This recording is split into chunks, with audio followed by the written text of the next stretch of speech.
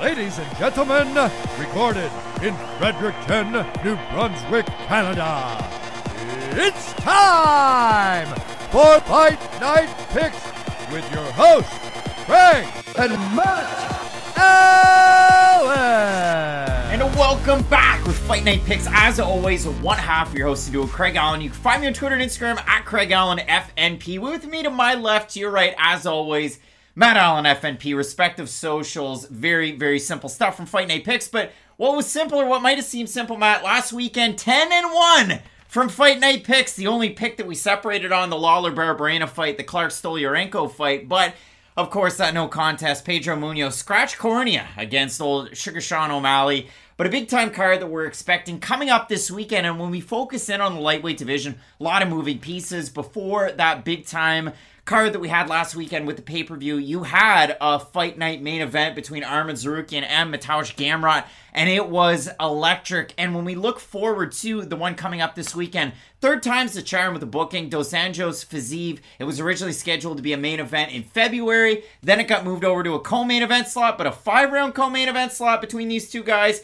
Ultimately, Fiziev unable to make the walk, so in steps Renato Moicano in very short notice. Catch weight at 160. Dos Anjos looked amazing in that fight. It was a lot of fun, so I can't wait for this main event. But this is one of those cards, it's littered with a lot of prospects, some names that you know, some names that you might not know. No UFC debuts, but I am really looking forward to the card coming up this week. And I'm really happy that we have had this fight rebooked a few times now, because we've been talking about all these young and up-and-coming prospects in the lightweight division. At a certain point, they are going to have to take out some of the old guard, and did feel like this was the first fight in what was going to become that pile of dominoes. Okay, you have Fiziev against the much older, much more experienced RDA, and at the first booking, or at the time of the first booking, RDA looked good against Paul Felder, but he probably didn't look as great as you might have thought, especially with Paul Felder not even really training for that fight, just kind of showing up, so he did leave a little bit to be desired, but he put an absolute bully beat down on poor Renato Moicano the last time out there, and it's bringing me a lot of confidence in this matchup, because you don't really look at RDA as the old washed up guy that you might have, even at 170 when he had suffered a few losses. Down at 155 pounds, he has looked really good as of late, so hopefully we get the best version of RDA, so that if Fiziev is able to beat him, we can finally look at Fiziev and say, wow, that really is a top contender. And a big time opportunity for those guys in the co-main event. The biggest co-main event head-scratcher since they were throwing Nick Maximov in co-main events. We do have 185 pounds is the showcase. It's Caio Borralho coming off of a co-main event UFC debut against Gadzio Margadziev, a win by technical decision for Borralho. We'll have a lot to talk about in this fight, but Armen Petrosyan coming off a split decision win over Gregory Rodriguez. So nonetheless, it's a win that ages quite well. Interesting fights, and we'll throw it on over to our fight of the night screen, because there's a couple of fights that are head and shoulders above the action when it comes to this weekend's card. Let us know down below in the comment section who you've got. It's time for the fight of the night with Fight Night Picks. When it comes to our first pick for a fight of the night, I mean, this is the first fight on the damn card at 135 pounds. You have Ronnie Lawrence, the Heat, taking on Saidyokub Kakhramonov. For Kakhramonov, one of the best UFC debuts you could ask for on 4 days' notice. He was able to get the finish win over Trevin Jones. And for Ronnie Lawrence, knock him down, drag him out type of fight his last time out. You got a little bit scared for him when he was taking on Mana Martinez in that third round. But before that, dominant round number 1, dominant round number 2, big win over Vince Cachero early on in Ronnie Lawrence's UFC career. These guys are going to go at it. When you talk about scrambles and fun fighters, these are two of the best ones out there at 135 that are unranked and trying to prove themselves in this division. And that's one thing about this division. There does seem to be a massive separation between the top 15 and everybody else. And for Kakhramonov, like you said, as impressive as you can look in a UFC debut, and you know he's going to want to build on that. That's why I'm kind of surprised this is the opening fight on the card, because after Kakhramonov did look so good in his debut, you would assume that they try to push him a little bit more, but again, if he can look really impressive over Ronnie Lawrence as the first fight of the card, it's definitely going to get him more and bigger opportunities later on down the road. Big opportunity for both of these guys, and no fights booked for the champion right now, Aljamain Sterling, in this division, so a few wins, you crack close to the rankings. I mean, that's just how wild this division is. It's really, really, really stacked. So really looking forward to this one coming up this weekend. And you hate to cherry pick off of the main event, but when you do look at this fight between Dos Anjos and Fiziev, it's a battle of name supremacy and how to pronounce it. I mean, you have Rafael dos Anjos, Rafael Fiziev, and for Fiziev, mixing things up, the first time this fight was booked, he was training at a Tiger Muay Thai, the old stomping grounds, back at Sanford MMA for this matchup, training against Dos Anjos, who was a longtime guy, obviously obviously out of his native Brazil. Then he made the move up to King's MMA. But getting ready for the fight against Fiziev, and then by extension the fight against Moicano, Dos Anjos moved back down to Brazil. So he's at Novo União. You can see that really worked out well for him in his last matchup. The short notice Moicano coming in for Fiziev in relief at UFC 272.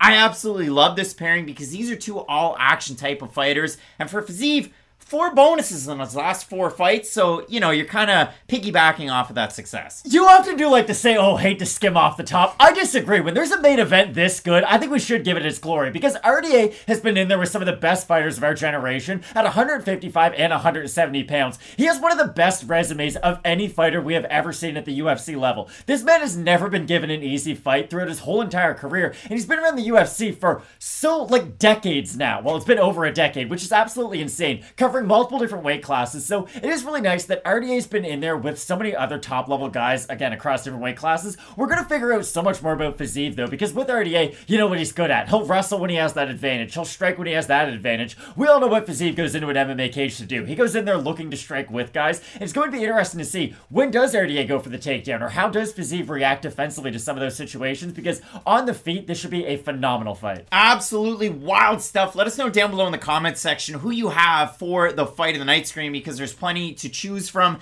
12 total fights on this card. We've got Lawrence and Kakhramonov, as well as the main event between Dos Anjos and Fiziev. So, over with Fight Night Picks, we have Early Stoppage. It's a podcast. I do it with John Franklin. He talked about MMA, the state of the UFC, the ebbs and the flows, and this is one of those cards where you have 4 ranked fighters, 2 of them in the main event. Dos Anjos ranked 7th right now, Fiziev at 10. You also have a bit of a head-scratcher between Cynthia Calvillo, who's ranked, and you have Nina Nunes, who's somehow ranked. They're taking each other on the prelims, but apart from that, a lot of prospects, a lot of fighters that are on little losing streaks. It's one of those cards where it's more of a flow than an ebb. It really is a tricky one, but overall, some interesting matchups and some fighters that really need wins, and usually that's when they produce some exciting fights. I'm really happy that Ricky Turcios is back. This has been one of the more hyped up Ultimate Fighter winners that we've had in a long time, and I understand the Ultimate Fighter had his weird little hiatus, but I'm gonna be completely honest, sitting here right now being as big of an MMA fan as I am, I couldn't tell you who the last 10 Ultimate Fighter champions have been other than Ricky Turcios, because he was so memorable in his final fight. It was such a great fight. And he's also left us wanting more, which I think has got me so excited for this fight. But an interesting matchup, them putting him against Aiemann Zahabi, who was another guy who showed a lot of promise early in his career, but just inactivity and really who knows what else really stifled his career. So I think that's an interesting matchup that's not really getting the headlines it should. Brundage, Tresean, Gore. That's one that you can't miss. It's also on this card. 12 total matchups. We're going to be doing our best to break down these fights in depth with the analysis. You're going to want to keep it locked in with Fight Night Picks. And as we always say, let's get into it. Kicking off the card with bantamweight fire, we have the man himself, Ronnie Lawrence. His nickname's The Heat. Do you assume that he really just enjoyed the 2013 buddy cop film between Melissa McCarthy and Sandra Bullock? I was about to say, I think Ronnie Lawrence probably loves Sandra Bullock. I mean, who doesn't? Jesse James did at one point. He did, but here's the thing. Didn't love her enough fooling around. Poor Jesse James, West Coast Customs own. But when it comes to this fight, for Ronnie Lawrence, toughest test so far inside the UFC's octagon, taking on Saidyokub Kakhramonov, Uzbekistan's own. And I did a deep dive on both of these guys' careers getting ready for this fight because they were already well known to me. You say that like we don't do that for every fight every week anyways, and I just want everybody who's watching this to know we do a deep dive on every fight every week. Alright, so if you want, out of the gates, your Buffalo Wild Wings fact of the week, I wish they sponsored the show, but this is the fact that you're going to go and tell your friends about. Saidyokub Kakhramonov was competing in Sambo as recently as 2019, and at Worlds at, the 68 kilogram bracket, I guess. He finished 4th in that bracket. How many countries compete in Worlds for Sambo? Matt, okay, that's not the way that I'm gonna go with it. No, it's just, that's my thing about Sambo. This is a dumb fucking point, because the number 1 guy was Stepan Kubanov out of Russia. The number 2 was Merab Duashvili. 4th was Saidyokub Kakhramonov. We talk about Mark Striegel and his Sambo background as well. I just mean not all Sambo backgrounds are created equal. And I'm making the point that Saidyokub Kakhramonov is cut of that cloth and is actually competing against some pretty damn good guys at that 68 I agree with you, but you just got really pissed. Regardless, Matt, when we do look at this fight, you look at it, for Ronnie Lawrence, the more known commodity. I mean, you saw him on Dana White's Contender Series. He was a pretty big underdog, which is kind of funny because for Lawrence, he was taking on the well-accredited Jose Johnson, and the commentary was talking about Jose Johnson. He's a super polished striker. This is a guy you got to look out for.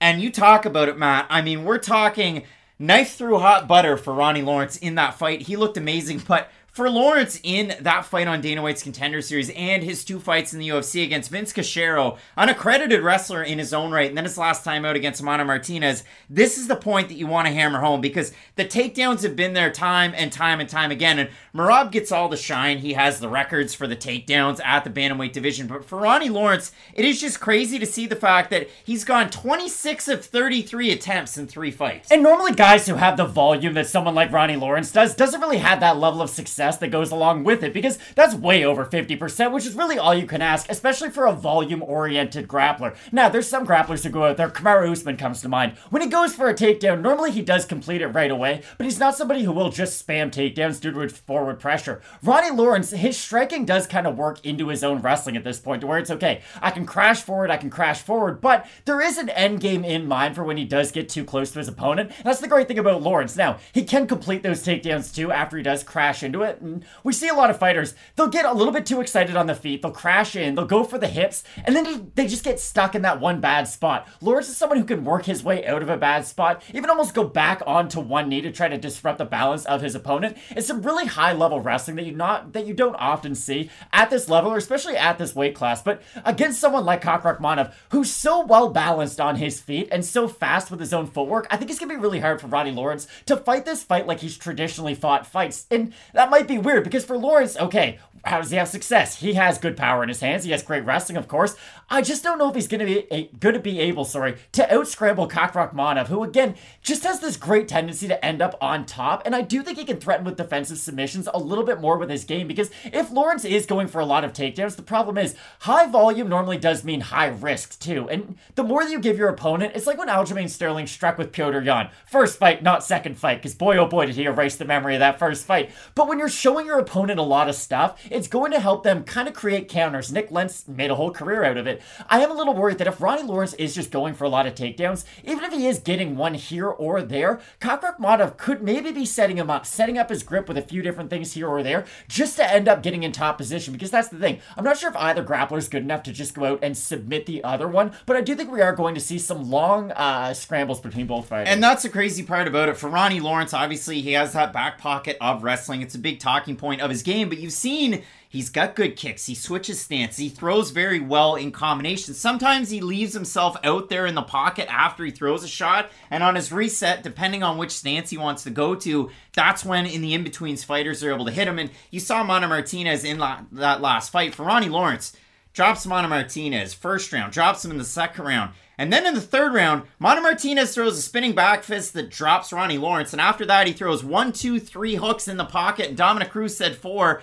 It looked like 3, but regardless, it was bang, bang, bang, and Ronnie Lawrence is back down on the mat. Now, what I did like was Lawrence really did a good job of recovering, and he did it very, very quickly in that one. And it should be noted, that fight against Amanda Martinez was only 4 months ago. Ronnie Lawrence, weird time in the UFC because he took on Vince Cachero about 1 year and 2 months ago. Had a long layoff, had a fight booked against Trevin Jones. That one fell out because Ronnie Lawrence cramped up backstage trying to weigh in, so they say botch weight cut. Saidyokub Kakhramonov a couple months later. It should be noted, Jones had 4 opponents that fell through. Kakhramonov answered the phone on 4 days' notice. He missed weight. You can see that on our screen, on our graphic, 138.5.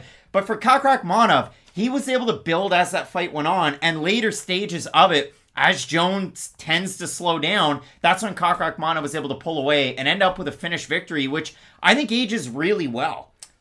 Hasn't Trevin Jones got on a bit of a losing streak, though? He's lost a couple. That's what I mean. The Trevin Jones win at the time was nice, but I don't know if it's necessarily aged well. I think at the time it was looked at as a good win. It's just, he did lose to Basharat quite badly after that, another guy making his UFC debut. So the win over Trevin Jones, I don't know if it's aged well, but at the time it was a really good win. I think for Kakhramonov, his movement is going to give Ronnie Lawrence a lot of troubles in this fight, because if Lawrence isn't able to get anything going from his own kicking range, I don't really know how many answers he's going to have, because if he does find himself himself lunging in, be it with his strikes or with his submissions, those are the openings that Kakhramonov can take advantage of. And on the flip side, I'd be curious to see if Kakhramonov does go for any clinch work, especially early on in this fight, because Lawrence is someone who will go for trips, he will go for a lot of takedowns, but again, Kakhramonov might almost be able to bait him into a grappling exchange by clinching, because if Lawrence is willing to off-balance himself going for his own takedown, Rakhmonov has phenomenal hips, so if he is able to then shift his hips and get on top, you might be able to see some really nice ground and pound from that. But that is something I would like to say.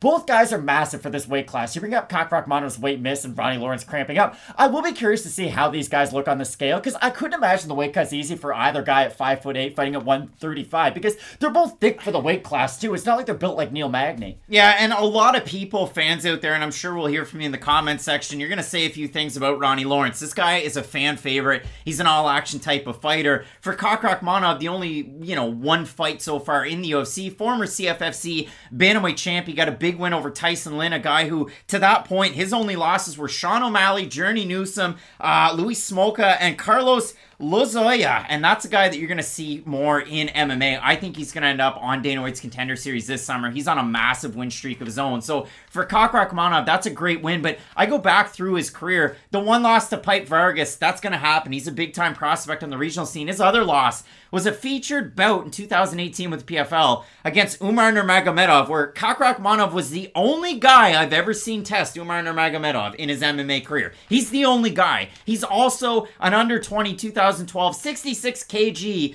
US Open judo winner. So for Kakhramonov, sambo background, judo background, I'm eager to see how Lawrence's takedowns are able to be successful against Kakhramonov, because you talk about upper body throws, judo throws, things like that, trip takedowns. That's Kakhramonov's wheelhouse. So we look at the odds for this fight. Lawrence opened a -160 favorite, -123 right now. So the odds are starting to shift towards par. For Kakhramonov, open +140, +101 right now. Matt, people are really eager to hear these Tapology votes. They want us to slow down on them, but they're a surprise to us as they are to you. I'm going to say over-under 67.5% Lawrence here. Other way around, Kakhramonov. I think it's going to be the other way around. No, it's not, and it's really close. 621 total votes on Tapology, 68% going with Ronnie Lawrence. Large majority, 89% have Lawrence to win by decision. For the 32% that have Kakhramonov, 46% by decision, 29% by submission, and 17% by knockout. Matt, to me, you've laid out a pretty good game plan for Kakhramonov. Is that your pick? I don't know if it is, because this is the thing. Ronnie Lawrence has the ability to make any fight ugly. And against a guy like Kakhramonov, that's probably your best path to success, because Kakhramonov, he's one of these guys who his blitzes are good, and when he does do an action, it's normally a very successful one. But he can be caught in these weird periods of inactivity that I think Ronnie Lawrence could take advantage of. Even go as far back as last night, goodness. Ronnie Lawrence can fight almost like Brian Barberena fought Robbie Lawler. He can go out there, he can use some dynamic movement, he can get in and get out and use some of those kicks. Now, again, I think Kakhramonov is probably a little bit more durable than a 40-year-old Lawler, but you get the idea. I do think the activity of Lawrence can really cause Kakhramonov issues, and if Lawrence can do enough to just win the first 2 rounds, that's putting a lot of pressure on Kakhramonov to come back in the third and do something big enough to make a difference. So my pick is going to be Kakhramonov, but I am worried about his output in this matchup, because again, Lawrence is someone who's always doing something, and someone with a low output can get taken advantage of in a situation like this. And that's what caused Kakhramonov issues in the fight against Umar Nurmagomedov. Nurmagomedov just threw the kitchen sink at him. He was actually utilizing his boxing, which is something that we don't see every day, in addition to the head kicks from either stance, the question mark kicks, so on and so forth. I have a really hard time on this one, and I'm eager to see where we end up with it on Saturday. But again, I like the activity out of Ronnie Lawrence on the feet. I think when it comes to the wrestling, the judo, the jiu-jitsu, both guys are very, very close. I'm really interested to see any improvements out of Saidyokub Kakhramonov, moving the camp over to Warrior Camp the last couple of weeks, working with Terrence McKinney over there, because for Kakhramonov, he's a longtime Team Oyama guy at only the ripe young age of 26. So a good opportunity for Kakhramonov in this fight. I think it's very close. We're split on the pick. It should be an amazing one. Let us know down below in the comment section who you have.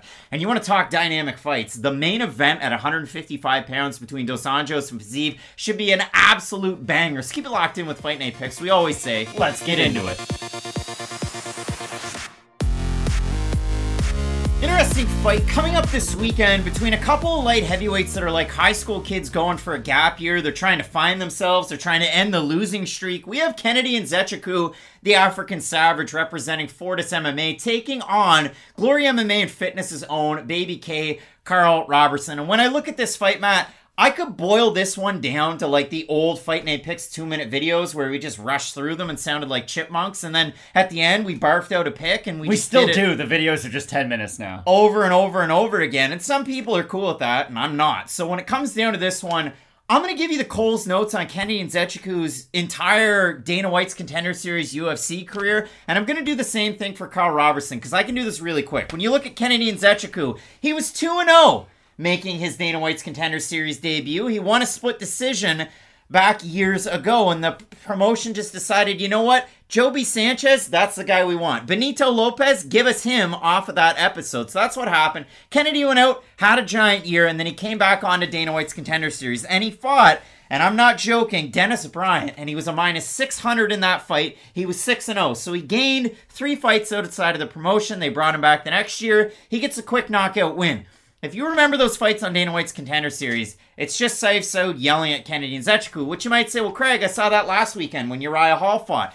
Yes, you did, and Saif Saud usually has to yell at those 2 men in particular the entire damn fight to get them to do anything. So for Kennedy, he wins that fight, he gets the UFC contract, he fights Paul Craig. It's halfway competitive until into the 3rd round when Kennedy finds himself in a triangle choke, which is how Paul Craig wins just about every single fight against inept grapplers. And that's what happened. It was a momentary lapse in judgment. But hey, Magomed Ankalaev's done it. Nikita Krylov's done it. Jamal Hill's been in those positions. It happens. For Kennedy, it happens. So after that, we go through the weirdest part of his career. He fights Darko Stosic, and in all reality, he should have lost that fight 29-28. But that's not what happened, because for Darko Stosic, well, he lost 2 points due to low blows. So Kennedy gets a win. He realizes it's not just, it's not due. So then he goes out there and he takes another fight. You might go, okay, well, Craig, he beats Darko Stosic on a technicality. What does he do in his next fight? He knocks out Carlos Ulberg.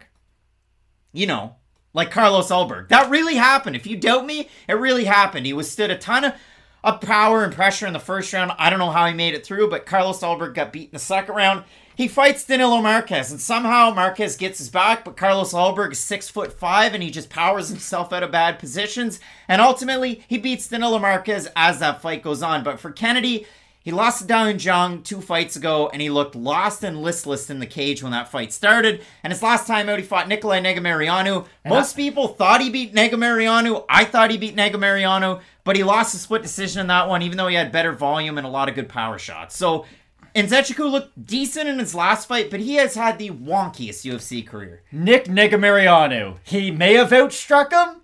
Like, that's not great when we're talking about a guy who does have decent kickboxing. That's the thing about Kennedy. When he does put his strikes together, he does look like a natural striker, and that's so frustrating about him. You bring up Saif Saud yelling at him, and it is the truth. It's almost like he has to get hit a couple times before he really settles into the fight. And against a guy like Karl Roberson, it's not really a skill I want my fighter to have if I were Saif Saud, because you're almost going into this fight with the Carlos Ulberg game plan. It's, hey, we're going to have to eat a couple shots, but if we can just get past that early storm, then maybe we can pressure Roberson enough, get him up against the cage, do some damage with our volume. The problem is, I think Karl Roberson's a weird fighter, and anybody who's ever watched him fight will probably agree with me on that. He's a kickboxer who gets submission wins. He's a kickboxer who primarily gets submission wins, and that's the thing about Roberson. He's always a sneaky enough grappler if you're not really, like, a collegiate wrestler, if you're not a multiple-time black belt. Like, Roberson can be tricky enough on the mat, but the thing is, a lot of his own submission wins come from, I drop my opponent, I don't really want to jump into their guard or play around with the ground and pound very much, so I'm immediately going to try to cinch in a submission. And when he does go immediately from knockdown to back control or knockdown to guillotine, it does look like a really good transition for him, and there's a really high-level things that fighters do. Like,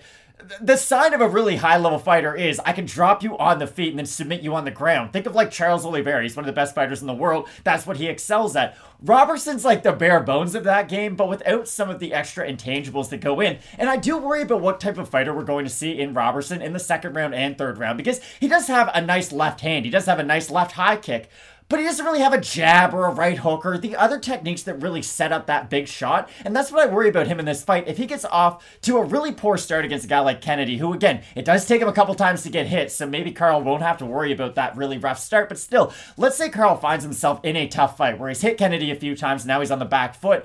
I just don't know what Roberson's plan B is going to be, because I don't think he's a good enough pure wrestler to get Nzechukwu down without dropping him on the feet first. So I think this fight's going to be really interesting after the first round, and I really do think that it's going to look a lot like the Alberg matchup. I could see it being either the best round you've ever seen or the worst fight you've ever seen. And the reason being is Kennedy Nzechukwu can be a very tentative fighter as fights start. Karl Roberson is a low-output kickboxer that really waits on counters to throw power shots on those. And if you go back and you watch his first round and his last fight against Khalil Rountree, there's a little bit of back and forth, but most time in that first round, the guys are both in a mirror. They're waiting for the other guy to do something. And that was a southpaw versus southpaw matchup. And so is this. And Nzechukwu's a southpaw, as is Roberson. And it was interesting, too, because in 2021, that's when Roberson made the jump over to Glory MMA and Fitness. But if you watch his last fight, it's James Krause in the corner, but so is his head coach from Killa B, which is over on the East Coast. So two voices in the corner trying to get their point out. Obviously, a super camp, perhaps, for Karl Roberson? Well, if it was, he's on a 3-fight losing streak. And in his last fight against Khalil Rountree, it was 3 months ago. I've never seen a knockout beating that bad in a while. Like, you talk, Khalil dropped him once, and then he throws that soccer kick. Karl ends up back up. Then he gets dropped again, and he's completely finished. And Khalil's just pounding him out in the corner, as they say. But you look at it before that, I mean, a loss by submission to Brendan Allen, a loss by submission to Marvin Vettori, where you get overzealous and things are personal. Wins over Roman Kopylov and Wellington Turman. And I know Karl Roberson has a win over Darren Stewart, that at the time, that was a really big one. 15-second knockout over Ryan Spann, because Ryan Spann going for double legs against the cage, and every time he just gets knocked out, just like the Johnny Walker fight. But for Karl Roberson, I was almost promised to Bill Goods. I know he's a kickboxer. He was 0-3 in kickboxing, but he was the retirement fight on short notice for Jerome LeBanner, and he dropped him twice and somehow lost a mysterious decision. A loss to Dustin Jacoby in kickboxing, and a loss to Michael Lemaire. But for Roberson, that really is the epitome of his game. I know he has submission wins, but he sets things up on the feet to then finish it on the mat. He's kind of a guy that gets a little overzealous sometimes, but at the same time, he's so reserved. Honestly, I don't expect the world out of this fight. I really do think Kennedy's going to run him over, if I'm being completely honest. Again, a big talking point that I like to bring up is who's going to lead the dance in the majority of their fights. Roberson might get off to a decent start, but other than a few single shots on the feet, I don't really know what he's going to do for sustained levels of success in this fight, because if he's not able to land that one big power shot, if he's not able to knock Kennedy out, I don't think he has the output to be in there in an ugly fight with Nzechukwu. And the thing is, if Kennedy needs a takedown, I think he might be able to get it and just lay on top, because for Roberson, he is a good grappler if he has his opponent hurt, but he's also a fish out of water off his back on the mat. So if Roberson gets dropped, like, I think he's going to find himself in a very similar position that Kennedy would if he found himself on the mat. This fight really just comes down to who's going to be more active and who's going to be more willing to eat a shot to give a shot. And I still think that's more likely to be Kennedy. Now, for Roberson, I got to be honest, if I didn't see his last performance against Khalil Rountree, I probably would have favored him in this fight a little bit, because up until that point, we'd only really seen him struggle with guys who can strike a little bit, but they've really bred their butter on the mat, or butter their bread, sorry, on the mat. But for Roberson, to see a natural striker get outstruck by a guy who came into striking quite late into life, being Khalil Rountree, it was a little bit concerning. That's something I never like. You never want to see the specialist get beat at the thing that they specialize in. And for that reason, I do have to side with Kennedy. I think that Karl Roberson looked really good. I mean, obviously he weighed in under the light heavyweight limit at 203 his last time out, but he couldn't make that weight cut to middleweight anymore. Too many botched weight cuts. You do realize he's at a disadvantage by 4 inches in height and 9 inches of reach. Kennedy Nzechukwu, though, is a guy that holds his hands in tight, and he's not a full extension type of guy. I know that Dennis Bryant knockout, he has that crazy head kick to get it, but he isn't a big rangefinder in his fights. He usually waits for his opponents to come at him. So, again, that is why I struggle thinking, geez, this one's going to be this all-action wild fight. If it is, it's probably going to end in the first round. If it's not, then, you know, eat your pop and drink your popcorn, as they say. Getting it wrong the whole time. For Kennedy Nzechukwu, open to -125 as the favorite. Lines at par right now. Karl Roberson somewhere around a +105 at open. Par -110. We have a look at the fan vote. I haven't seen it, so it's of interest to us over on Topology. Surprise to us it is to you. I'm going to say over under 70% in Nzechukwu because 2 losses in a row is better than 3. I'll say under, but still over 50%. 81% of 573 total voters going with Nzechukwu. 75% have Nzechukwu to win by knockout for the 19% that have Roberson. 40% by decision, 17%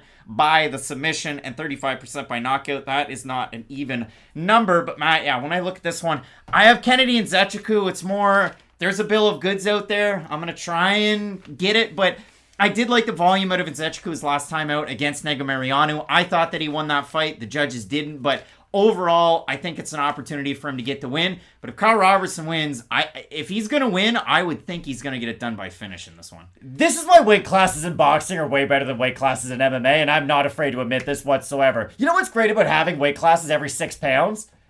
Everybody fights at their optimal weight. Like, it's not like there's people who have to cut 10 pounds and other people are cutting 20 pounds because there's such a big difference in all these weight classes. You get the champions are normally fighting at their optimal weight class. For Karl Roberson, he could fight at like 187.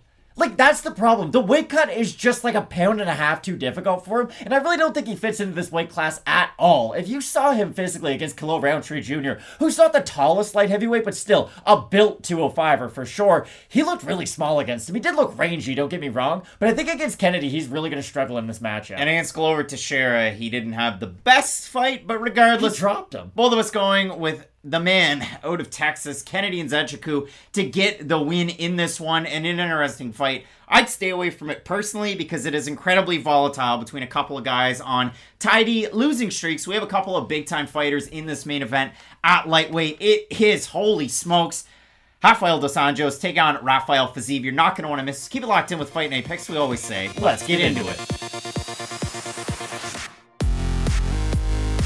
Interesting fight coming up this weekend. We have middleweight prospects looking to tango, and originally scheduled to be between Josh Fremd of LFA fame taking on Tresean Gore, but back in the middle to the later stages of May 17th, it was announced that Fremd was out, and in steps Cody Brundage, so realistically a full training camp to get ready for Tresean Gore. Did we get a better fight though? Yeah, I think we did. So do I. I think we did. And for Cody Brundage, an interesting guy so far in this UFC's middleweight division, because in his debut, he took on Nick Maximov. You can make an argument either way, but regardless, Maximov out on the winning end. It was just chain, the takedown for Maximov. Brundage doing a little bit with the hands and a little bit with his own takedowns, but regardless, his last time out against Tiuliulin Jambula, one of the most interesting fights I've seen in 2022, and arguably the biggest comeback of the year in that fight. And I'll touch on that quite a bit because if you look at it, I mean, in terms of total strikes in that fight, 50-15. Like, it's just absolutely wild to see it. But for Cody Brundage, I mean, dropped. Lunjambula was all over him, and realistically, even before that, Brundage was able to work in his takedown, which is crazy to see against the judo man himself out of Africa in Dalcha Champ. But realistically, what happened was Dalcha just poured it on. He was throwing uppercuts in the clinch, he was throwing hooks, he was throwing shots on the ground, and ultimately Brundage goes for broke and goes for the tightest guillotine he could, and it ended up that he submitted Tiuliulin Jambula. So a wild win. I'm going to show you what the commission member looked like after that fight, because he was absolutely flabbergasted and couldn't believe that Brundage was able to win a performance bonus for Brundage in that fight. But we do look at it overall for Brundage. He was up against William Knight on Dana White's Contender Series a few years ago. He was winning that fight with his wrestling. Was he beating me? Until William Knight, in one of those wrestling exchanges, just decided, I'm going to finish this fight. But for Brundage, I mean, that's the thing. Wrestling base at the core. And I should make a correction because I will talk about 50-15 total strikes in round number 1. That was battle against Gore. But if you do look at it, 29-4, the total strikes. Lunjambula to Brundage in the first round of their fight. But Matt, I know we talked a lot about Cody Brundage getting ready for the Maximov fight, getting ready for the fight against Tiuliulin Jambula. Brad gets sputtered with the wrestling, and he will chain his own takedowns together. He does great work up against the fence. Pretty, you know, rudimentary when it comes to his striking. He's got a good leg kick. Basic but effective. Yeah, he's got a good 1-2, but a little bit of pop at the end of his shots, but he's always in the pocket ready to throw down, and he's always bringing the fight to his opponent. And that's going to be the real key in this fight. It's going to be how aggressive is Cody Brundage against a guy like Tresean Gore, because if he is really lax, let's say Cody's on the back foot and he's not the one going for the kill, it still might help him, to be honest, because what Gore really excels in, he reminds me a little bit of Jermell Charlo from boxing. Charlo doesn't throw a crazy amount of output. He'll wait for the perfect shot, and sometimes he'll be criticized for being a little bit boring in his fights, but when he lands that perfect shot, you see what happens. He knocked out Danny Castillo, it was crazy. For Tresean Gore, I feel like he can fall into that rhythm sometimes too. He understands, hey, I have incredible hand speed, and boy does he ever. Like, when he lets his hands go, they are as speedy as it gets. But the problem is, he does wait for that perfect shot a little bit too much, and I think against a guy like Cody Brundage, who normally is the one trying to force the action, moving forward, I think that could get Brundage caught if he's not intelligent about shooting for his own takedowns, because if he is trying to play around with Tresean Gore on the feet, let's say he's trying to pitter-patter a little too much with his own volume, I think that's when Gore could duck a jab, land his own right hand, land a big technique on the feet, because that's what Gore's going to have to do. He's going to have to rely on his hand speed, and I would say his above-average power, especially in this matchup against Brundage. But again, though, I do worry about the fighter that we saw in that Bryan Battle matchup. What if Gore is just sort of on the back foot the whole time? What if he finds himself defending takedowns and not just the attempts? Because that's the problem with Gore. There's a lot of fighters who have great takedown defense to where, okay, it's really hard to get them down on the mat. There's a second portion of takedown defense, though, and it's kind of clinch control. How many fighters do we see defend the first 3 or 4 takedowns and then just get held against the cage for a minute, 2 minutes? That's something Gore's going to have to get out of if he wants to be successful at this level. Well, and folks were really hard on me coming out of the season of The Ultimate Fighter because you had Bryan Battle taking on Gilbert Urbina. Obviously, it was supposed to be Tresean Gore, but he had a knee injury, so he had to go to the sidelines.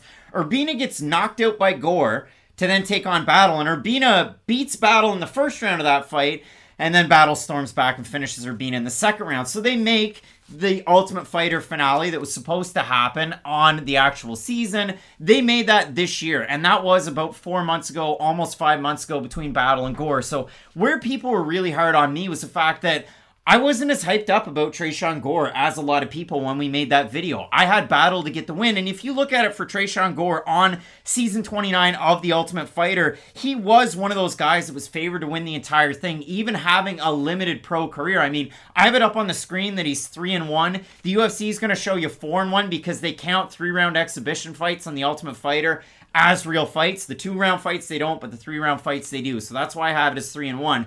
But if you look at it for Tresean Gore on The Ultimate Fighter, he's Team Ortega. Tiki Gosen is one of the main coaches and corners on that team. And in every single fight that Tresean Gore was on The Ultimate Fighter, Tiki Gosen pulled the Saif Saud and he had to yell Tresean Gore into doing things. And once Tiki got loud enough, you could see Tresean going, okay, yeah, I need to pick this shot. I need to go for this wrestling attempt. I need to do this.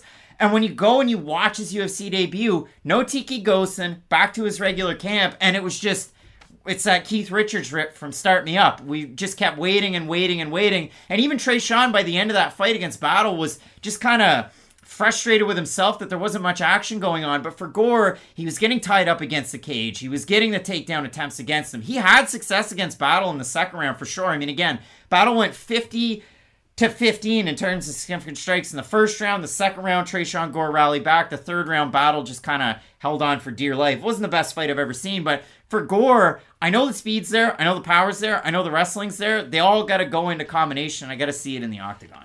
I agree with everything you said, but the only slight zag is, I think Tiki just yells a lot. Like, Tiki and most guys, again, when Rampage used to fight, you could only hear Tiki, like, scream like he was Eddie Alvarez's wife. So, I do think that's just more the coach than anything, but it does seem to be an issue for Tresean Gore. It's just a matter of getting started in MMA, and this is a common problem for a lot of MMA fighters. Like, Forrest Griffin, I remember, got a UFC title, but he was a really slow starter in his fights. He'd almost have to get dropped or wobbled or really hurt, and then the fight would begin. We see this with a lot of different fighters. Now, you hope it doesn't have to get to that point where it's like, okay, you have to take real damage before it can initiate you, but for Gore, he's going to have to get out of that slow start again if he wants to have success at this level. And against Cody Brundage, who again, he's 1-1 in the UFC, but he fought Nick Maximov, who might be boring, but he's still a talented fighter, and Dolce Lungiambula, who's extremely experienced across multiple different weight classes. And was beating the piss out of Cody Brundage before the tight guillotine, like beating the brakes off him. My whole point, though, is he's 1-1 against way better fighters than Tresean Gore's ever even come close to. Like,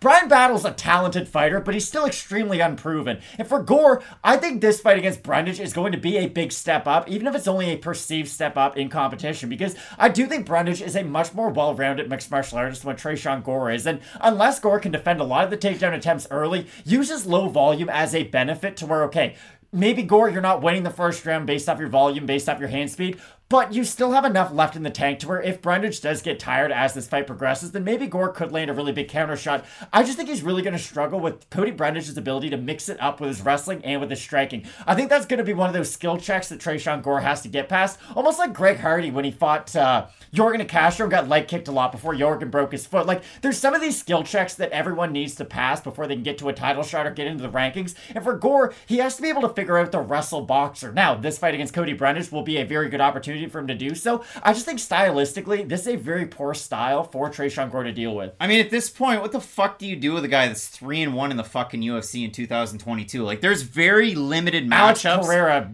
straight up knocked out 3 people. But Alex Pereira had glory kickboxing lineage. But when you look at a guy like Tresean Gore, 3-1 in MMA or 4-1 as the UFC will say, it just really is hard to make some of these matchups. And you look at the odds, they've actually shifted. Brundage open as a slight favorite, -115, -107 right now. For Tresean Gore, open -105, -115 or thereabouts. So we have a look at the Topology votes. Surprised to us as they are to you, but I'm going to say over under 65% Tresean Gore. I'll say under.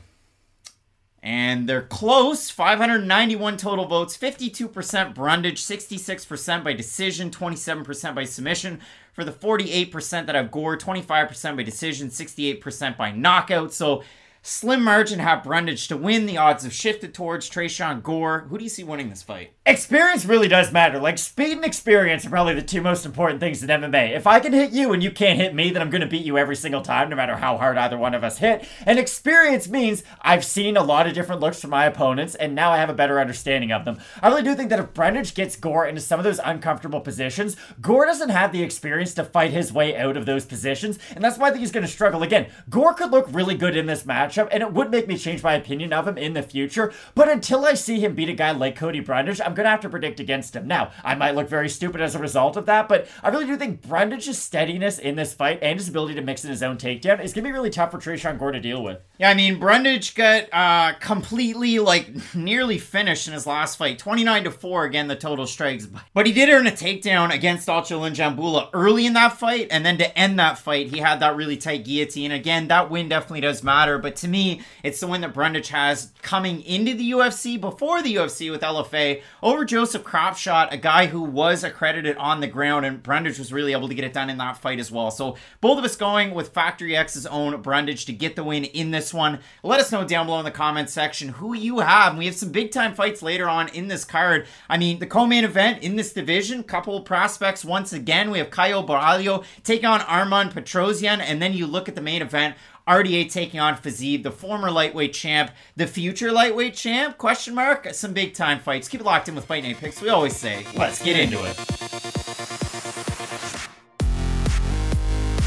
Former ranked competitors looking to get their names back up with the names and the numbers. We have La Pantera, Antonina Shevchenko taking on Cast Iron Cortney Casey. And for Cortney Casey, she could have the coolest walkout in the UFC. She already walks out to Rob Zombie, but I mean the nickname, Cast Iron, why don't you do, and this is a bit of a stretch, Matt, but why doesn't she do something like Hacksaw Jim Duggan walks out like a cast iron pan and go, ho!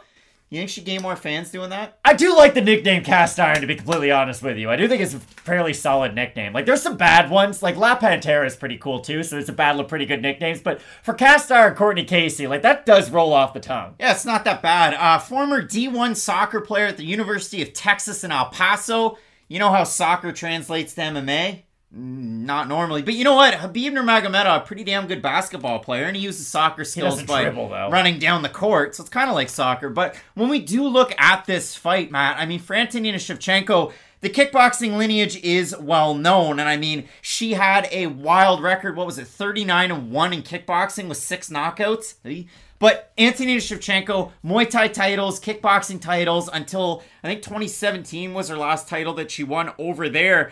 And if you look at it for Shevchenko, that was a great foray to get her ready for MMA. And obviously we know the connection to Valentina Shevchenko, her younger sister, Pavel in the corner. They're training at the weirdest gyms across the country, but not just across the United States, across the world. What do you have a better chance of doing? Walking into a random gym and meeting Valentina Shevchenko, or walking onto a random basketball court and playing with Adam Sandler? Like, your chances are probably pretty close for both, because they're both willing to just go out there and do it with pretty much anybody. And that is the wild thing about Antonina and Valentina. Valentina's been able to maintain championship levels by moving around all over North America and really the world, maintaining different training with different camps. It's a really impressive thing to see. And Antonina, as a byproduct, has also benefited a lot from that cross-training from different gyms. And usually you see these kickboxers, and this is a poor example, we might get some boos from the people out there, but if you take a pure kickboxer, drop them into MMA, Alex Pereira, you look at Israel Adesanya, everybody's going to be out there to test their takedown defense, you'd think. I mean, Sean Strickland talked about it, but he didn't do it. But for Adesanya, we haven't seen a lot of people find success in the takedowns. Jan Blachowicz did, but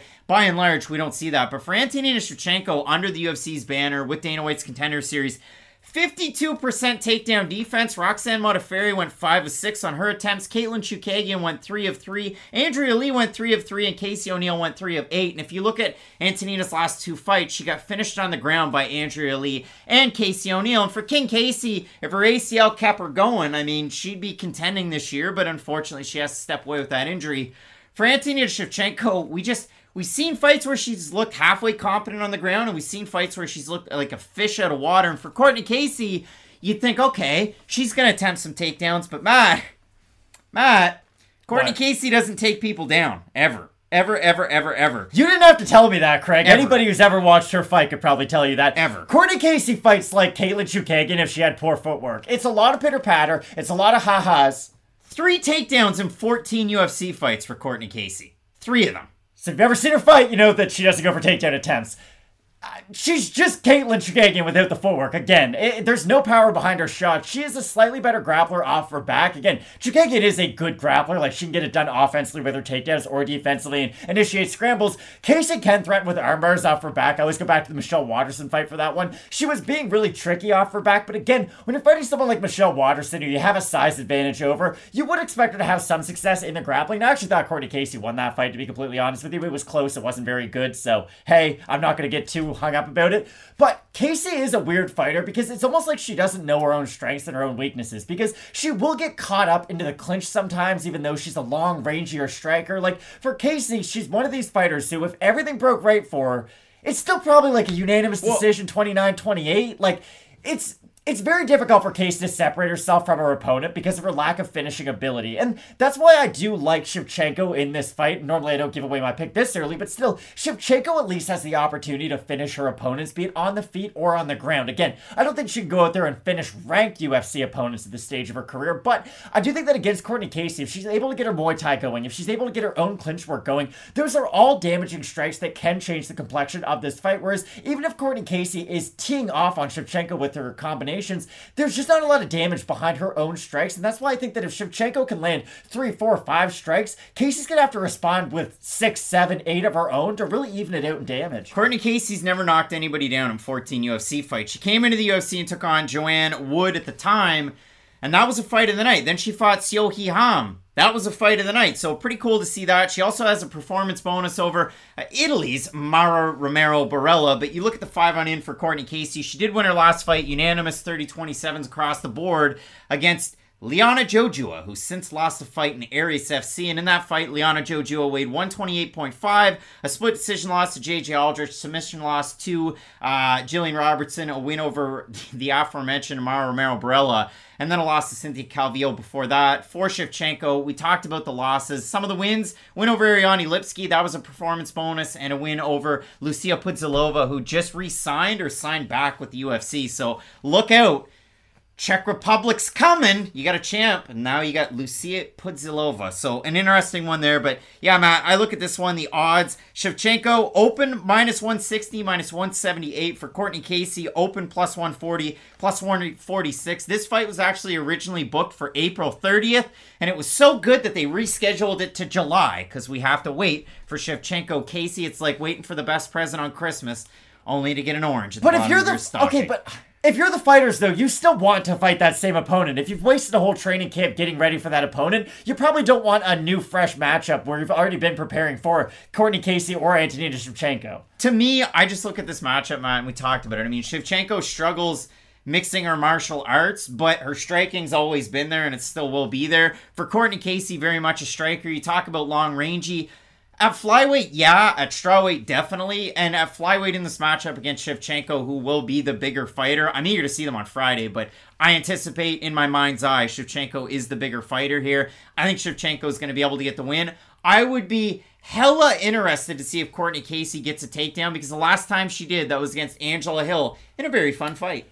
Courtney Casey got outstruck by Felice Herrig. And that's not great. Like, that's my problem. Like, Casey has good volume striking, but there's no punishment on the end of her strikes. So if you're a striker who has a long level of experience, like Antonina Shevchenko does, you're going to realize that after a few exchanges that, hey, I'm not really paying for being in the pocket with my opponent. I do think Shevchenko can build off of that factor and have a lot of success of her own. So I do like Antonina in this fight. Above average volume for Courtney Casey in the UFC, 4.46 strikes landed per minute to the UFC average of 3.38, but at 39% accuracy. So we'll see how it plays out. Both of us going with La Pantera, Antonina Shevchenko. Let us know down below in the comments section, because when it comes to unranked women's fights lately, the underdog seems to always win, so maybe that's a telling sign for Courtney Casey, but you let us know down there. Nonetheless, some big-time fights coming up on this card, including a pair of heavyweights who are 1-4 in their last 5 fights. Jared Vanderaa taking on Chase Sherman. You're not going to want to miss it. Keep it locked in with Fight Night Picks. We always say, let's get into it.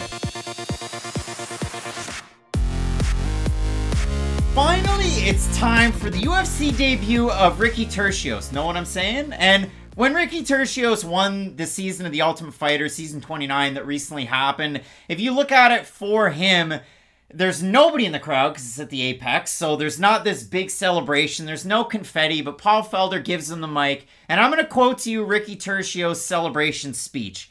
To the kids out there, believe in yourself.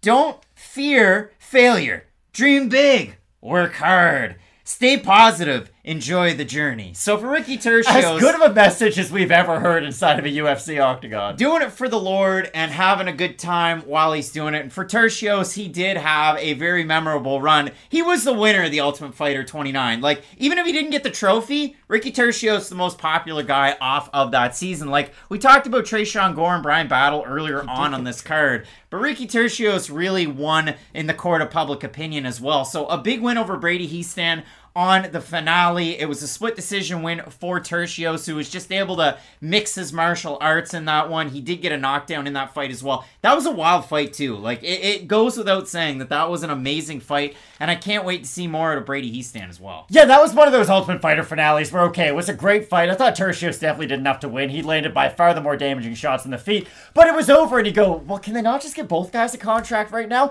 This is a very interesting fight, though, between Ricky Turcios coming off of such a long layoff against Aiemann Zahabi, who, I mean, the same should also be said for him, because for Zahabi, he reminds me of like a dull katana. You look at it on the wall and you're like, wow, that's a really cool sword. Like, I'm sure it does a lot of cool stuff. And you watch the things that Aiemann Zahabi does, technique-wise, he looks very crisp with a lot of things that he does. The problem is, there's just not like the retaliation on the end of it. He'll land a clean strike, but there's not the most amount of power behind it. Or he'll get his opponent in a bad position, but he can't quite take full advantage of it. And that's always been the frustrating thing watching Aiemann Zahabi, because he is such a technical fighter. He is so skilled on the feet with his striking. He throws a lot of very nice spinning techniques, although one has come back to catch him in his UFC career. It's just, when you watch Zahabi in a freeze frame, it looks really good. And then you watch him put it all together in 15 minutes, and it is kind of a disconnected game, for lack of a better term. Yeah, the weirdest part for me, and again, this is kind of like how it played out last weekend. That was something that I had right at the tail end of my notes. I was going to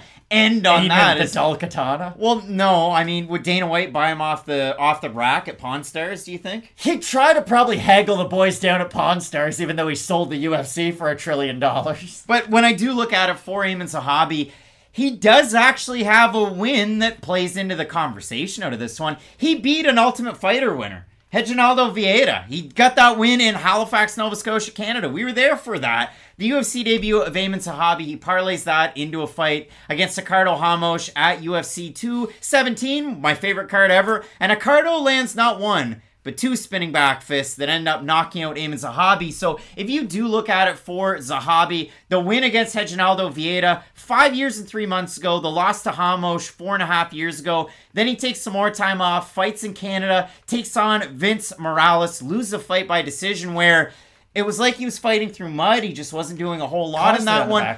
And then his last time out, he takes on Draco, the great Dracolini Rodriguez. And in that one, Draco Rodriguez fights just like Dricus du Plessis. Stiff as shit, and he doesn't really know if he's totally in a fight. He was starting to open up as the first round went on, and then Aiemann just lands an overhand right and knocks him out. So, pretty good win for Aiemann Zahabi. But my biggest point about Zahabi in these fights when I watch them, Brazilian Jiu-Jitsu black belt. Brother is Farash. Trains at TriStar with Rory and George St. Pierre and John Danaher back when the squad was all together and hanging out in Montreal. But if you look at it 15 years ago? Yeah, even back then. If you look at it for Zahabi, on his Instagram, he's a coffee spokesman for the Shomedi pals over there and doing a damn good job. I'll throw that one up. Why not? On the IG. But if you look at it for Zahabi, it's almost like he thinks like he's a meta guy. Like everything, he's doing the calculations in his head, and he's thinking so damn much that he doesn't let everything go. Again, nice overhand right the last time against Draco Rodriguez, but my biggest point about Zahabi is,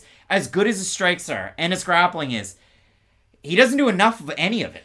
I think that's a really good point to bring up, how there does seem to be a delay between, okay, I want to do this technique, and it's not just him doing it. Dan Hardy talked about this for the longest time, and it's, you have known skills and you have learned skills. For instance, Dan Hardy applied it to himself, so I remember this example perfectly. Dan Hardy learned how to grapple later on in life, so when he was grappling with guys, he could still do it. He was a very good defensive grappler, but he was always kind of a step behind because he'd have to think about what he's doing before he could pull it off. Whereas with striking, he could just let his hands go. It was all very natural to him. And that's the thing about Aiemann Zahabi.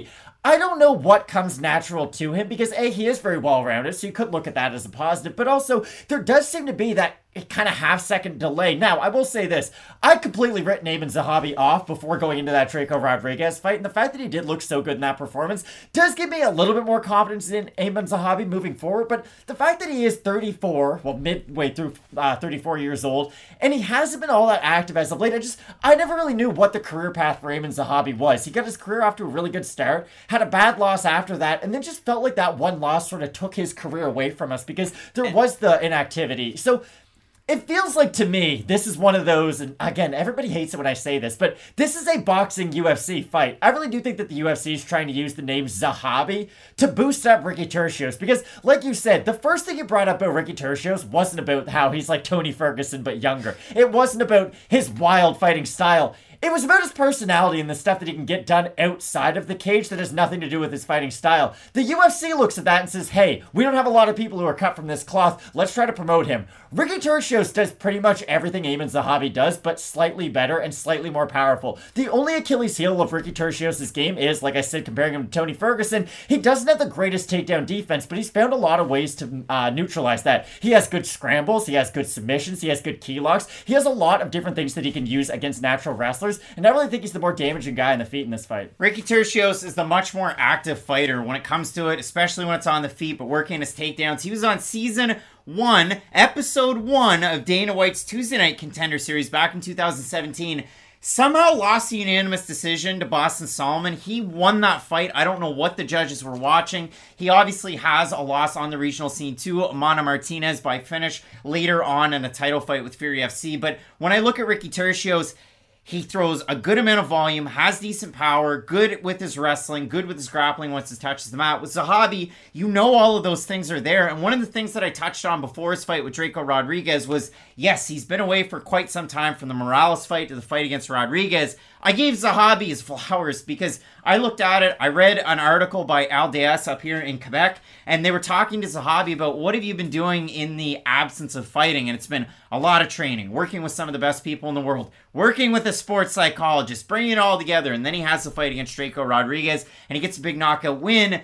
But the trouble for me, too, is the fact that that fight that he had against Draco Rodriguez was a year and 3 months ago. Like, it feels like it was yesterday, but it has been some time. So it's hard to continue that momentum when then he takes another year and a few months off. So I look at the odds in this fight. Ricky Turcios is the favorite. minus 185. Aiemann Zahabi, plus 150. We have a look at the fan vote, Matt, on Tapology. Surprised us there to you, but I'm going to assume the over-under is 75% Turcios. Over. Here. Well over. And it is slightly over. 594 total votes. 82% Turcios, 84% by decision for the 18% that have Zahabi, 65% by decision.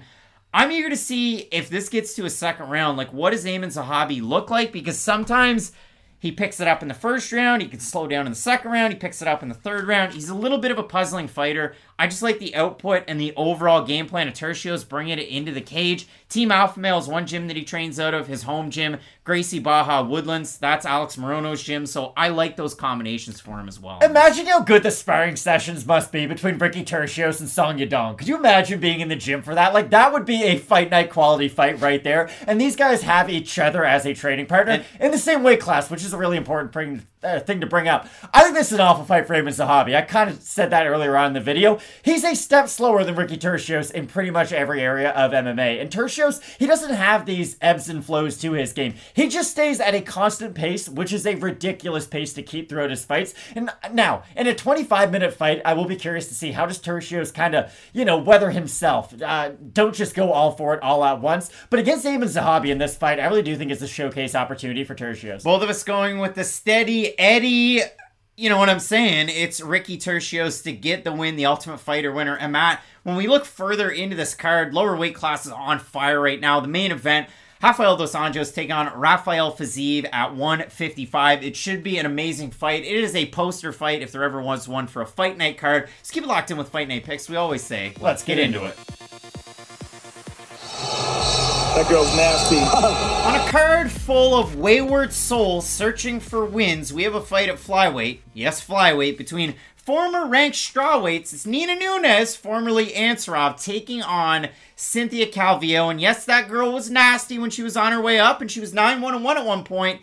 And now the record is 9-4-1. She beat Pearl Gonzalez. Yeah, and she did trailblazer. Very well. That was that girl's nasty soundbite. That's what that fight was. But if you look at it in her last three fights, a loss to Caitlin Chukagian, she couldn't get it going. A loss to Jessica Andrade by finish. And then a couple of months after that, she fought Andrea Lee and got retired on the stool at the end of the second round. So for Cynthia Calvillo, maybe you think her best days are behind her. She's a few days away from her 35th birthday, so happy early birthday to Cynthia Calvillo. She's going to be taking on Nina Nunes, who's almost 37 years old and hasn't won a fight in 3.5 years when she beat Claudia Gadelha. Before that, a win over Randa Marcos. Before that, a win over Angela Hill. And if you do look at it, the loss that Nina Nunes had before she went away, had the kid, then made the comeback against Mackenzie Dern that did not go all that well, but it was way too soon, was a fight against Tatiana Suarez where she lost the first round convincingly, lost the second round convincingly, won the third round. She came back in that one. So a good sign from Nina Nunes. You like that resolve. But in this fight, Matt, if somebody says, hey, like that kid from Recess, Russell, was it Russell? Opens his jacket and he's got all these wares for sale, and the person goes, hey, I'm going to tell you who's going to win. I know exactly. Cynthia Calvillo, Nina Nunes. We each went 10-1 last weekend, and I have no fucking clue who's going to win this fight this weekend. It's not a good fight. Let's just call it what it is. Cynthia Calvillo's quit in 2 straight fights pretty much, and Nina Nunes hasn't looked good in a meaningful period of time. Like, for Nunes, it's not even her fault completely, because she fought Tatiana Suarez, who at one point was like Zion Williamson, almost too good for her own good, and her body failed her because she was so talented. It's kind of wild. Like, Jacob deGrom is probably the best comp for Tatiana Suarez. Like, he's such a good pitcher, his body can't withstand how good he is. To me, it's like Sean Alexander, the lost star of the Seattle Seahawks in the early 2000s. I don't know who that is, but okay. For Nina Nunes, she could look really good. And again, on her best day, we know how talented of a fighter that she is. But after she had her kid, and the fact that she is 36 years old, she's had a pretty long career too. That's the wild thing about both these fighters. Just looking at it on Tapology, it reminded me, oh yeah, Cynthia Calvillo is almost 35 years old because she was very young in her career and she was pushed quite heavily at the beginning because I remember there was a stat that came out. She fought at UFC 209 and then 210. She was the first fighter since Tito Ortiz to fight on back-to-back pay-per-views since it was like 18 years or whatever. It was a wild turnaround that she had between those two cards. And then it just never really worked out for her. I remember the Karl Esparza fight was considered very controversial at the time, but I really did think Karl had done enough with her own offensive grappling to stifle the attack of Cynthia Calvillo. And ever since we've seen that if Calvillo can't get her own offensive takedown, she really does struggle on the feet against pressure fighters. And you might look at her win over Jessica Eye and say, oh, well, Jessica Eye's a pressure fighter. But Jessica Eye was never really in that fight. And she wasn't dedicated to that game plan of, hey, I'm going to get on the inside and really make my opponent pay for their kind of range misuse. Excuse me. Calvillo looked great in that performance, but the problem was, it's almost like she got the big opportunity and then she felt like she had won after that. Like, for me, Calvillo, when beating Jessica Eye, seemed like when teams make a big deal when they win in, like, the second round of the playoffs. It's good. It's a good building block. But to quote Kobe Bryant, work's not done yet. And for Cynthia Calvillo, I don't know if we've really seen the improvements after she was able to win that one big opportunity. I don't know if we've seen anything different all the way through. That's the trouble for me. I mean, Cynthia Calvillo's trained at AKA, and that was a big deal. She trained at Team Alpha Male. That was a big deal. Then when she left there, she went to Extreme Couture. That was made a big deal of. Well, now she's a Syndicate MMA. Like, it has been mixing, moving, but we haven't really seen giant leaps and bounds of growth in her game. So you look at the fight against Katlyn Chookagian, and I say, okay, well, that's the perennial #1 contender in this division. When you have a win over Jessica Eye, who at the time, if I'm not mistaken, was the 5th-ranked flyweight, that's a good win. Like, that's a good win to have on your record. But she wasn't ready for Chookagian. Then when she went out there against Andrade, she wasn't ready for that. And then between the Andrade fight and the fight against Andrea Lee, there was a 2-month gap. That's way too soon. So she came back against Andrea Lee, couldn't get any of her own takedowns, and she was a sitting duck on the feet. So that is the trouble when you look at this fight. Nina Nunes has good takedown defense. Obviously, we talked about it. Tatiana Suarez took her down round 1, round 2. Some fighters have taken her down, sure. But when you look at Nunes, historically good in her takedown defense and very good when she makes her strikes count on the feet. That's the way that Nunes could win this fight. If Calvillo can't get the takedown, Nunes has been historically the better striker. No, you're 100% right. And on paper, I would agree with that 100%. I just don't know what version of Nunes we're going to get. And I don't know what version of Calvillo we're going to get either. Because there is a clear path of, okay, Calvillo gets on top, submits her in the first round, and wow, Cynthia looks great. There's also another world where Nina Nunes just defends 7 takedowns, boxes her ears in, and wins like a 30-26 because the third round is so one-sided. The one big X factor I do think for both fighters, though, is the fact that Nunes has far better cardio than Cynthia Calvillo. Even though Calvillo has had that 5-round experience at the UFC level, I don't think she can manage her own output and her cardio to the level that a Nina Nunes can, because as long as Nunes is in a 15-minute fight, she can just keep on throwing and not really have to worry about, you know, taking a minute or two off throughout the fight. So I do think Nunes, if she can keep this fight on the feet, is going to have a massive advantage, because for Calvillo, like, Andrea Lee's not the hardest puncher in the world. And this is why, like, when Amanda Nunes tapped out so fast against Juliana Pena, I was kind of hard on her because she got tired, got into a hard fight, and then kind of gave up the second she was in a hard fight. The reason I think the world of Alexander Volkanovski is, he gets into a hard fight, says, that's cool and all. This, like, I'm a champion. This is why I'm built from this stuff. For Calvillo, it's just so disheartening when you see an MMA fighter, or a fighter in general, who's kind of built up on these principles to look for an easy way out in her last fight. Yeah, I mean, that's the whole conversation around Charles Oliveira. Now he's your lightweight champ. The difference is, though, Charles Oliveira went on a 7-fight win streak and finished everybody. And this could very well be the start. But you do look at the odds for this fight. For Cynthia Calvillo, she is the favorite. Open to -170. Minus 155 right now. For Nunes, open +145, +130. So we have a look at the Tapology votes. It's a surprise to us there, to you. But I'm going to say Calvillo is going to be favored. I'm going to say over under 70% Calvillo. I'll say over. Slightly over. 630 total votes. 72% Calvillo, 92% by decision. For the 28% that have Nunes, 83% by decision. I think Nunes came back way too quick after pregnancy. She had a picture on Instagram not that long ago that she lost 70 pounds in 12 weeks to get ready for the fight against Mackenzie Dern. So too much too soon. That fight against Dern was quite a while ago, a year and 2 months ago. So great opportunity. Get adjusted to 125. Not at ATT anymore, but ATT adjacent with some of the coaches. Like, I know Kami Barzini is somebody that's training with Amanda Nunes to get ready for Juliana Pena. So they're not at the big gym anymore, but they have their own gym. That's why I put the, what is it, Lioness MMA or what have you. But Nunes has a good opportunity to get back in the win column in this fight. She does, but I think this is a get back on the horse opportunity for Cynthia Calvillo. I think she's the more skilled fighter, even though I do question her mindset going into this fight. The good news is, Nina Nunes at 36 years of age isn't a hellacious puncher herself, so I don't know if it's going to give Calvillo the opportunity to kind of take into account the damage that she's taken onto her body. And you had brought it up too. She had a really quick turnaround from the Andrade knockout, which was pretty legit. Like, Jessica Andrade bangs as hard as anybody in the UFC. And then she had the the quick turnaround against Tiuliulin did not look good. I do think the time off is going to help her refresh herself a little bit, and I do think it's going to be a matter of if Calvillo can get that early takedown, because Nunes is good as the fight goes on with her takedown defense, but she is susceptible to the takedown early in the majority of her matchups. Even non-wrestlers have been able to take Nina Nunes down in the past, so for that reason, I do like Calvillo early on in this matchup, but I'll be very curious to see what this fight looks like in the third round, because that's when it will get entertaining. Very, very fun fight, and I'm in agreement with you as well, going with Calvillo. I think that X factor, the wrestling, we'll see how it plays out at the start of this fight, but it's hard to pick somebody that hasn't won a meaningful fight in 3.5 years with Nunes. So both of us... It's not, just to piggyback off that though, it's not like she's looked good in the losses either, and there's a lot of things we can point to give us a lot of confidence in the pick. It's just at the end of the day, she might be the slightly more skilled one. Both of us going with Cynthia Calvillo. Let us know down below in the comments section who you have. If somebody tries to sell you Wolf tickets on this one, they're a goober. And we got some big time fights left on this card, including Jamie Pickett and Denis Tiuliulin. So you're not going to want to miss that. Keep it locked in with Fight Night Picks. We always say, let's get into it. Coming up this weekend at lightweight, we have the former Ultimate Fighter season GSP versus Koscheck runner-up, Michael, the 36-year-old, the Menace, Johnson. Matt, we had this conversation last week, but when does a man... Like, Denis became a man. He was a menace when he was a boy, but now he's a man. They probably just call him Denis, insert last name. When do you get rid of a nickname like The Menace? I don't think Menace is age-specific at all. The Menace. I couldn't disagree more with that, if I'm being honest. It's a weak nickname. He's going to be taking You call NBA players who are good defensively a menace?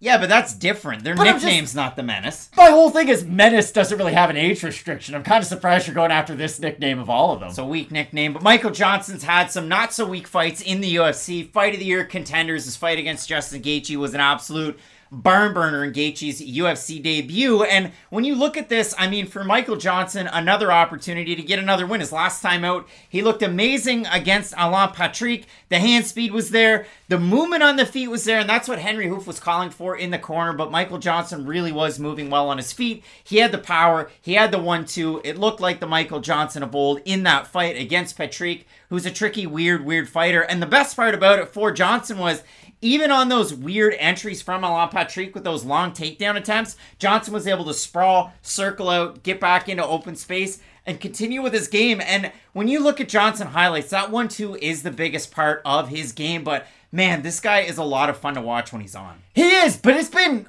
years since he's been on against like a good fighter at the UFC level, and that's why I'm really curious about this matchup. Like, beating Alan Patrick is a good way to end a losing streak, but it's not enough for me to think, wow, this guy is the fighter that he used to be. Now, beating someone like Jamie Mullarkey will at least get me a little bit more convinced that you've become the guy who you used to be.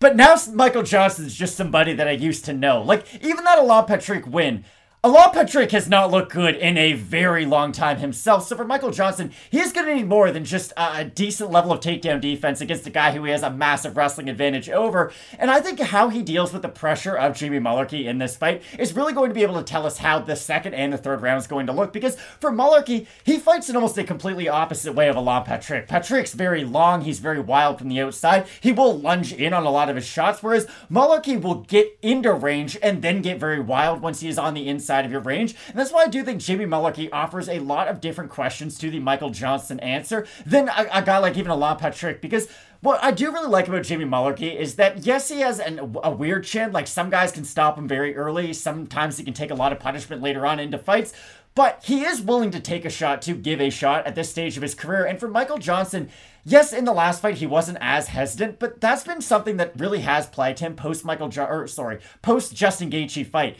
He'll get into these firefights, and then he'll start to just sort of, I don't know, give up a lead, if you will. Even against Darren Elkins, like, he's getting out-wrestled, he's getting out-thought in that matchup. And for Johnson, I really do think it's a matter of just kind of centering himself. I know that sounds like a Jared Cannonier Crystal's answer, but for Johnson, he did get up in the ranks very fast. He knocked out Dustin Poirier, beat Tony Ferguson, beat Edson Barbosa. Then he fought Khabib, which was supposed to be like, hey, Michael Johnson, you think you're hot right now? If you can beat Khabib, you might be one of the best ever. He took a lot of damage in that fight, and that's something that's always kind of stuck with me with Michael Johnson. You look at his record, 20-17. It's not like he's fought bad fighters for those losses, and they all happened really tough fights. So I do worry about his durability at this stage of his career after so many wild fights. From 2015 to 2022, if you had to guess what Michael Johnson's record is, unless you knew what it was, it's 4-9. And you look at the losses. Beneil Dariush, you brought it up. Nate Diaz, Khabib, Justin Gaethje. And also his last loss was to Clay Guida. Like, it really has been a big down spell. You look at the last win before the win over Alain Patrick. It was in Moncton, New Brunswick, Canada, against Artem Lobov in a co-main event that was too close than it should have been. But he beat him pretty soundly. You look at it for Johnson, obviously good defensive wrestling. Hand speed has always been kind of a hallmark of his game. Good power. For Jamie Mullarkey, got into a firefight against Jalen Turner's last time out. And he ended up losing that fight. That fight was about 4 months ago. Before that, big wins over Devontae Smith. Sent him out of the UFC. Finished him. Finished Kama-Worthy very quick in their fight. Losses to Brad Riddell in his debut. And Faraz Ziam. But again, you look at it for Jamie Mullarkey. Good leg kick. Good 1-2. And then it's like somebody activates like some switch. And he just becomes this absolute crazy person that, like you said, willing to give one to take one. He took a ton of damage in that first round against Jalen Turner. And then in the second round, he ends up getting finished. But for Mullarkey, the fundamentals are there. The size is there for this division. Because, again, Michael Johnson's one of those guys that's played around at 145 pounds. But, again, even some of those recent losses. Guida, Stevie Ray, it's a little tricky that way. This is an interesting fight nonetheless. When you look at the odds, I was surprised how far apart they were. I thought they'd be a little bit closer just with the name value of Michael Johnson. But you look at it, Johnson open a -150 favorite, and the line automatically adjusted. +195, the underdog. Jamie Mullarkey, open +130, -235 right now. We have a look at the Tapology votes. Surprised to us as they are to you. Michael Johnson, will he be favored? No, he will not. 518 total votes, 64% Mullarkey. You got 26% by decision, 66% by knockout. For the 36% that have Michael Johnson to win, 29% by decision, 63% by knockout. So a lot of people think that we're going to get a knockout in this fight. And I would agree with them. I think this is a very tough fight for Michael Johnson stylistically, and this is why. Johnson's really good at taking advantage of guys who, like I said with Alain Patrick, they jump into range. When you jump into range, you normally get carried out on a stretcher. That's the boxing term. Alain Patrick was jumping in and lunging in a lot, which allowed Michael Johnson to set up his counter shots off of the back foot. The difference is Mullarkey gets on the inside and plants his feet on the inside. That's going to be very difficult for Michael Johnson to get full extension on his punches. And go back, even think about all the great Michael Johnson highlights he has in his life. What are they all based off of? It's that long right hand and a looping left hand behind it, or a straight left hand behind it. Those are shots that he normally lands at what you'd call like kicking range or the maximum boxing range. I think Mullarkey's going to do a really good job at crowding the space in this fight. I think that's going to be the key. It's like when you have a great power hitter who's playing baseball. You don't want to throw the ball outside where they get full extension on it. If you go inside, they can't really get a full swing off on the ball. I think Jamie Mullarkey's going to have a baseball mindset. Get on the inside of Michael Johnson, because Johnson's not the type of guy at this stage of his career is really going to go for a lot of offensive takedowns. He really does use his wrestling primarily as a defensive tool at this stage of his career. So if Mullarkey gets on the inside, I really do think he can do some good damage to the body and to the head of Johnson. When you look at Jamie Mullarkey, that's a big hallmark. You might think, okay, he sees red, he goes into this rage, but he does like to paw that jab. He will scoop some hooks into the body, and once he works that, the hands start to go down, and he can start working back up at the head again. For Michael Johnson, the last time he got finished was in a fight where he was having tons of success until he wasn't, against Josh Emmett. Oh, so my goodness. An interesting one there some years ago, but both of us in this matchup going with Australia's own Jamie Mullarkey to get the win. Let us know down below if you got Michael Johnson, who's back in the win column in his last fight, or if you're going to go with the man out of Central Coast, New South Wales, Australia, in Mullarkey. Some big-time interesting matchups on the rest of this card. Keep it locked in with Fight Night Picks. We always say, let's get into it. Jared Vanderaa is vomiting in a bucket. He was dry heaving for a while. Man, Alexei Oleinik. The world is round. The sky is blue. Unranked heavyweights on a UFC Fight Night main card. What's new? We have Jared Vanderaa taking on the Vanilla Gorilla Chase Sherman. And for both of these guys, they're 1-4 in their last 5 fights. They're unranked heavyweights, and it's just a whole lot of nothing. Their records are kind of reminiscent. You know when you hear about like a baseball card from the 20s that sold for like $1 million? Then you see a picture of it, and it's got like holes, it's all ripped apart. Like, that's what these guys' records are at this stage of their careers. It's bad. For Jared Vanderaa, he won on Dana White's Contender Series 2020 with a TKO victory, the old ground and pound over Mr. Hunsucker, Harry Hunsucker himself. And since then, Jared Vanderaa, that 1-4, they've all come inside the UFC's octagon. The debut was against Sergey Spivak.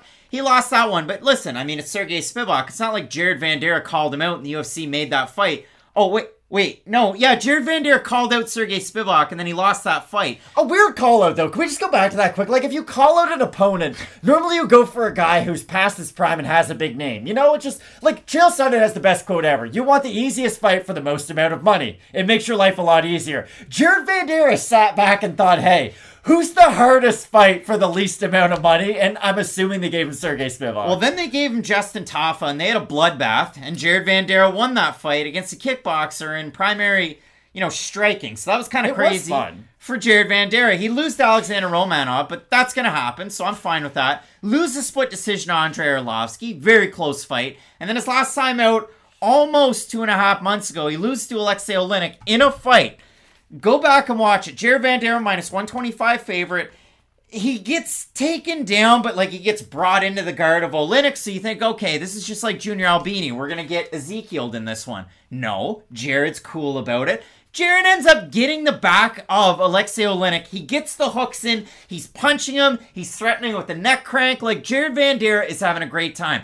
They scramble a little bit. Vandeera's still in a good spot. And then ultimately, Oleinik gets into that scarf hold position that he did against Derek Lewis, where Derek Lewis went, hey, I'm thick and you can't do it. I'm just getting out of this. Jared Vanderaa went, no, I'm tapping. But then the weirdest part about it, Matt, was the fact that after the fight was over, backstage, Jared Vandeera's like, hey, I don't speak your language and you don't speak mine. Come here. Yeah, they just kind of embrace, but it's more so Jared could learn how to do it. So for you UFC fans out there this week, watch out for Jared Vanderaa. Maybe from learning the tricks of the trade of old Alexei Oleinik, he's going to scarf hold Chase Sherman, who again is no angel. And listen, Chase Sherman was a social media pariah back in 2017, but what you might not know is the fact that Chase Sherman's 3-9 in the UFC. He had the one fight of the night against the Daywalker, Rashad Coulter, finished him in the second round. But for Chase Sherman, they cut him from the UFC so he could expand on his BKFC. They signed him back to take his last fight against Alexander Romanov, and he lost that one. But before that, a loss to Jake Collier where he gets dropped by a push jab, kind of slips. Collier ends up getting him on the mat, finishing him. Parker Porter beat him by decision. Andrei Arlovski beat him by decision. Chase Sherman's last win 2 years ago, a TKO victory over Hurricane Ike Villanueva. I have no confidence in a guy who basically quit this sport a year ago. I don't think that's an unfair criticism of it either. Chase Sherman's last win is over a guy 4 or 5 months ago. Sorry, you're proving my point for me even more. Chase Sherman's last win is over a guy, and what's his background? What does Ike Villanueva go into the cage to do? Mainly box, exactly. No grappling whatsoever. Chase Sherman left this sport behind to do one that doesn't have grappling in it. I'm just very surprised that Chase Sherman is still on the UFC roster. I don't mean this to be rude or anything. I'm not trying to be a dick, but Sam Alvey's lost a lot of fights in a row, but at least he's had some performances that you can look at and get excited about. The Pacquiao knockout was insane. There's been some highs to go along with the lows. Chase Sherman's had a lot of very subpar performances at this stage of his career, and I'll even bring up the Cynthia Calvillo fight to kind of reference Chase Sherman's. For Calvillo, she had looked good, and then she kind of reached a plateau with her skills, and now we know she might not be the elite upper division. But there's at least a few losses in there where she had some positives in her losses. Chase Sherman's getting blown out in a lot of these losses, and it is somewhat concerning even. Even the Andrei Arlovski loss. Going into that fight, Arlovski was fighting split decisions against basically everybody and losing a lot of them too. Andrei looked pretty good against Chase Sherman, though, and it wasn't even it was a close fight where the judges just sided with Andrei Arlovski. Arlovski convincingly outboxed Chase Sherman on the feet and was noticeably faster than him, too. I just don't really know what, if there's No. Chase Sherman's a better boxer than Jared Vanderaa, and Chase Sherman, when he dedicates himself to the leg kick, he can beat Jared Vanderaa. Jared Vanderaa has a wrestling background. He's a Brazilian Jiu-Jitsu black belt, training out of Dan Henderson's training center, Team Quest, so on and so forth. But when you look at it for Vanderaa, it's bringing it all together, and it rarely happens for Vanderaa. That's why he's 12-8, but by the same token for Sherman, he's 15-10, and had that stint with Island Fights and BKFC before he ended up back in the UFC. Neither one of these guys is any, you know, spring chicken when it comes to ranked fighters in the UFC's heavyweight division. You are 100% correct. This is one of those fights where you almost have, well, this is weird. I was going to say, I don't see either fighter going on to have like a 10-12 fight UFC career. Both these guys can maybe lose 10 fights in a row and they will still be around. But for Jared Vanderaa, you do kind of bring up my point that I was going to make for me. At least Vanderaa likes grappling and can do it and wants to learn more about it. Like, those are going to be three really important things going into this fight against Chase Sherman, because I agree with you. I don't think Vanderaa can strike with Sherman for multiple rounds or even long portions of this fight. I think he can strike his way into the clinch and then go for the takedown quite a bit. And for Sherman, I just don't know how much he has to offer for resistance of takedowns, and that's really against anybody. Like, for Sherman, I do think he has decent movement on the feet, but he's one of these heavyweights who, he likes to play the pitter-patter game, and then he will sit down on some of his shots. I just don't think he has the greatest footwork to where it's almost a positive against takedown defense. For Sherman, until I see something completely different than what I have seen throughout his fights, I'm going to find it very hard to pick him. It is a very tough fight. So again, you got guys on multiple losing streaks and 1-4 in their respective last 5 fights. You have a look at the odds. Vanderaa opened -200, -180. He was -125 against Alexei Oleinik. He lost that fight. Chase Sherman opened +170, +151 at this point. And again, maybe you want to compare Jared Vanderaa to Chase Sherman's second to last loss, because both these guys have lost to Romanov. I throw that out. The guy's a future title challenger. But when you look at it for Sherman, you look at it for Vanderaa, Jake Collier's a little bit of the comp, but Jake Collier is way faster, steadier on the feet, and he throws way more for volume and sets down in his shots. For Jared Vanderaa, he throws a jab and holds his head back, and then he'll throw his right hand, but there's not the most power on it. He's just looking to do something so he can awkwardly get in close to you to then try and take you down. Like, I look at Jared Vanderaa and Josh Parisian as like the same guy in my mind's eye. They're 2008's kind of like 16th ranked heavyweight, if you will. When I look at Chase Sherman, way better boxing, and I mean that, like, he doesn't have good head movement. He will move his core. He gets hit a lot, though. But he moves his head into certain shots. But he does have power in the first round. He does have volume in the first round. And he does have good leg kicks. He's been at Sanford MMA now. This will be his 3rd camp. Much longer before that, he was out at D'Iberville back home. He had a couple of fights where he was doing the trip over to Factory X, but that wasn't really working out. So another fight camp at Sanford. I'm eager to see if there's a wrinkle in his game. Matt, I'm not even going to, you know what? Why not? Tapology vote, surprised us there to you. 81% Vanderaa, 19% Sherman. They're going off the fact that Jared Vanderaa has a wrestling background and a Brazilian Jiu-Jitsu black belt. And listen, if you don't believe that he has a Brazilian Jiu-Jitsu black belt, he normally paints his nails black to make you remember it. So maybe we'll see that, like a little bit of Salto Lamaki action in 2013 when he had the highlighter color on his nails, so you can see those catcher signs. It's pretty gangster, honestly. Well, it's just a good way to see. I think it's cool. But for me, I have Vanderaa based off the complete skill set, but if Chase Sherman knocked him out in the first round, I wouldn't be surprised at all. MMA is one of the newest mainstream sports. You know, like, baseball's very old, so there's this rich history, and it's gone through its ups and downs and its different eras. MMA is still very young, but let's go back to the first UFC tournament. There was grapplers against strikers, and we just saw who was the best. Most of the time, at the lowest level, a grappler will beat a striker. And I'm basically making my prediction for this fight based off the fact that Royce Gracie beat Ken Shamrock in 1994. Or you look at it the other way, and Gerard Gordeau beat poor old Taylor Tooley. So there is that. Striker versus... No one's ever done sumo in MMA, so I'm not worried about it at all. Jared Vanderaa has all of the counters for Chase Sherman. Same thing has to be said. Sherman has a lot of the counters for Vanderaa, but I do side with the grappler over the striker in a lower level fight. Both of us going with Jared Vanderaa to get his 13th pro win to make it 13-8, and maybe Chase Sherman will go 15-11. It's a fight on a main card of a fight night that you're not going to want to miss. Keep it locked in with Fight Night Picks, we always say. Let's get into it.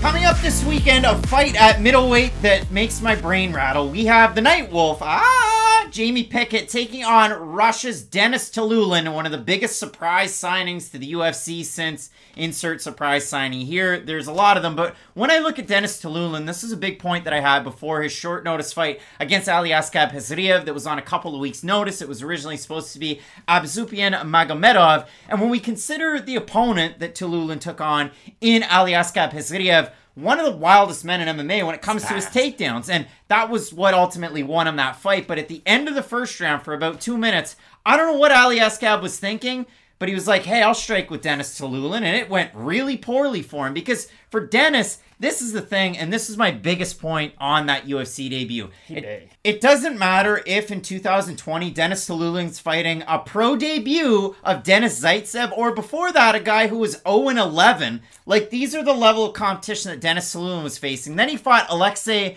Novikov, who was 7-9. He then loses to Ikram Aliskerov, who is a good fighter, over with Brave. You might have seen him as well with Eagle FC. And then a win over Juscelino Ferreira, which was a good win a year and 3 months ago to get him into the UFC. But my biggest point about this is, doesn't matter if he's fighting a guy that's 0-11, making a pro debut, or Ferreira, who was a good fighter. He fights the same damn way every time. 1-2, 1-2, pressure, the occasional hook.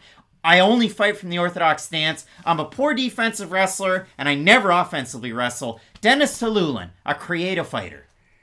He does do one thing really high level, though, that I do like. He's really good at going jab into a left hook, which is a really nice same-side attack. A lot of guys go left side, right side. Denis Tiuliulin will double it up on one side or the other. And the good thing about this matchup is we're going to see a much better version of Tiuliulin in this fight than we did in his last one. Just because, stylistically, Jamie Pickett will not have the Fiziev type of a game plan to where it's, okay, I'm going to prioritize my speed, my footwork, really go for the takedown. Pickett's definitely going to stand with Tiuliulin at some point. But this fight, to me, really feels like we're going to learn more about Jamie Pickett maybe than even Denis Tiuliulin, because for Pickett, I'm really guilty of this. Like, on his worst performance, I don't think he's very good. And then sometimes he really will surprise me in the octagon.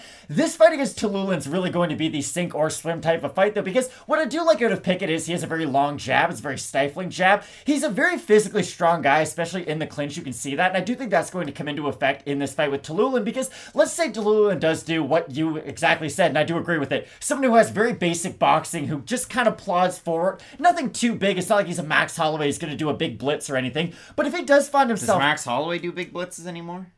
Max Holloway is one of the greatest fighters ever by doing big blitzes. He used to a lot.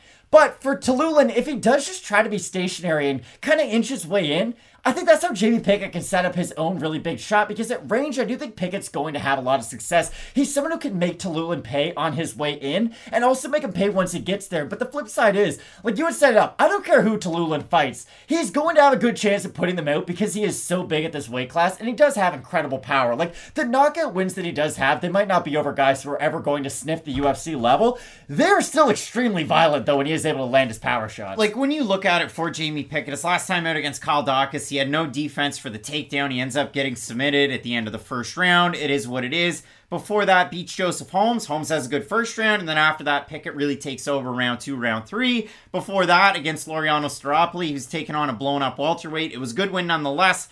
But then you look at the other fights. Stefan Chukwe beat him with volume and dropped him. And then the fight after that against Jordan Wright, he gets finished very early where they just kind of went at it. But it was obviously the hammer being Jordan Wright. And the nail was Jamie Pickett. The fight that I go back to, though, and I look at Jamie Pickett, and this is like what I think of. Okay, he went 1-2 on Dana White's Contender Series, loses to Charles Byrd by finish, loses by decision to Puna Soriano. He beats Jonathan Patti, and how does he beat him? He throws like a 30-punch combo, and I think, geez, Jamie Pickett must have really good volume.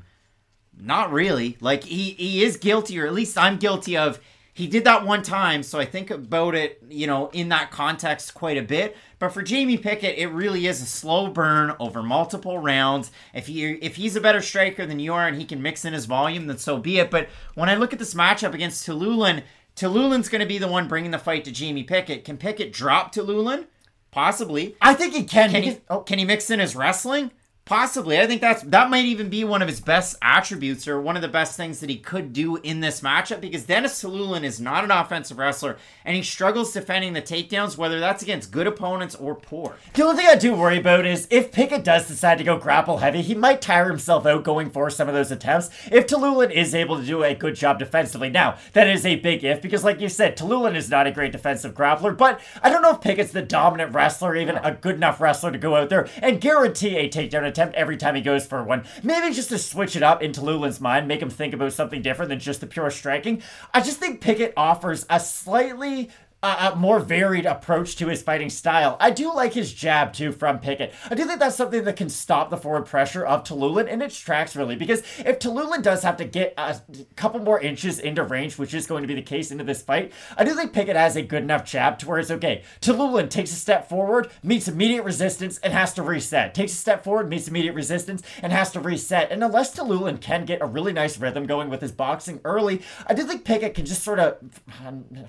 I did not mean to set this up this way. Pick him off, for lack of a better term, because Jimmy Pickett, like you said, in flashes will look like a great volume striker. In flashes can look like he has really good power, but he does struggle to put those two aspects of his game together. I do think an opponent like Tiuliulin, though, is almost like a good building block to help Jimmy Pickett get his own game back together. It really is tough, too. I mean, the lasting image of Tiuliulin's last fight, he's asleep on the mat. Like, Hazaria put him out with a rear naked choke. So, you have a look at the odds for this fight. Jamie Pickett, minus 180 favorite right now. Tiuliulin plus 150. We have a look at the votes over on Tapology, so it's a surprise to us as it is to you. I'm going to say over-under, more known commodity, UFC fights, UFC wins, Jamie Pickett, over-under 75%. I'll say over. I'm going to say over, it's, oh boy, 491 total votes, 75% Pickett, 83% by decision for the 25% that have Tiuliulin, 68% by knockout. I think Denis Tiuliulin knocks out Jamie Pickett, and I bring so much, like, I have no solace in saying that, and that is the most anti-Craig Allen pick, but it seems now like once a week we get one of those. But for me, with Jamie Pickett, he does get backed up quite a bit. I do like his jab, and in this fight, he has a little bit in height, an inch, and he has 3 inches of reach. But is he going to be able to bring it together? I do like the boxing combinations out of Tiuliulin, and once that starts to progress, I think he has the game plan put together to beat a guy like Jamie Pickett.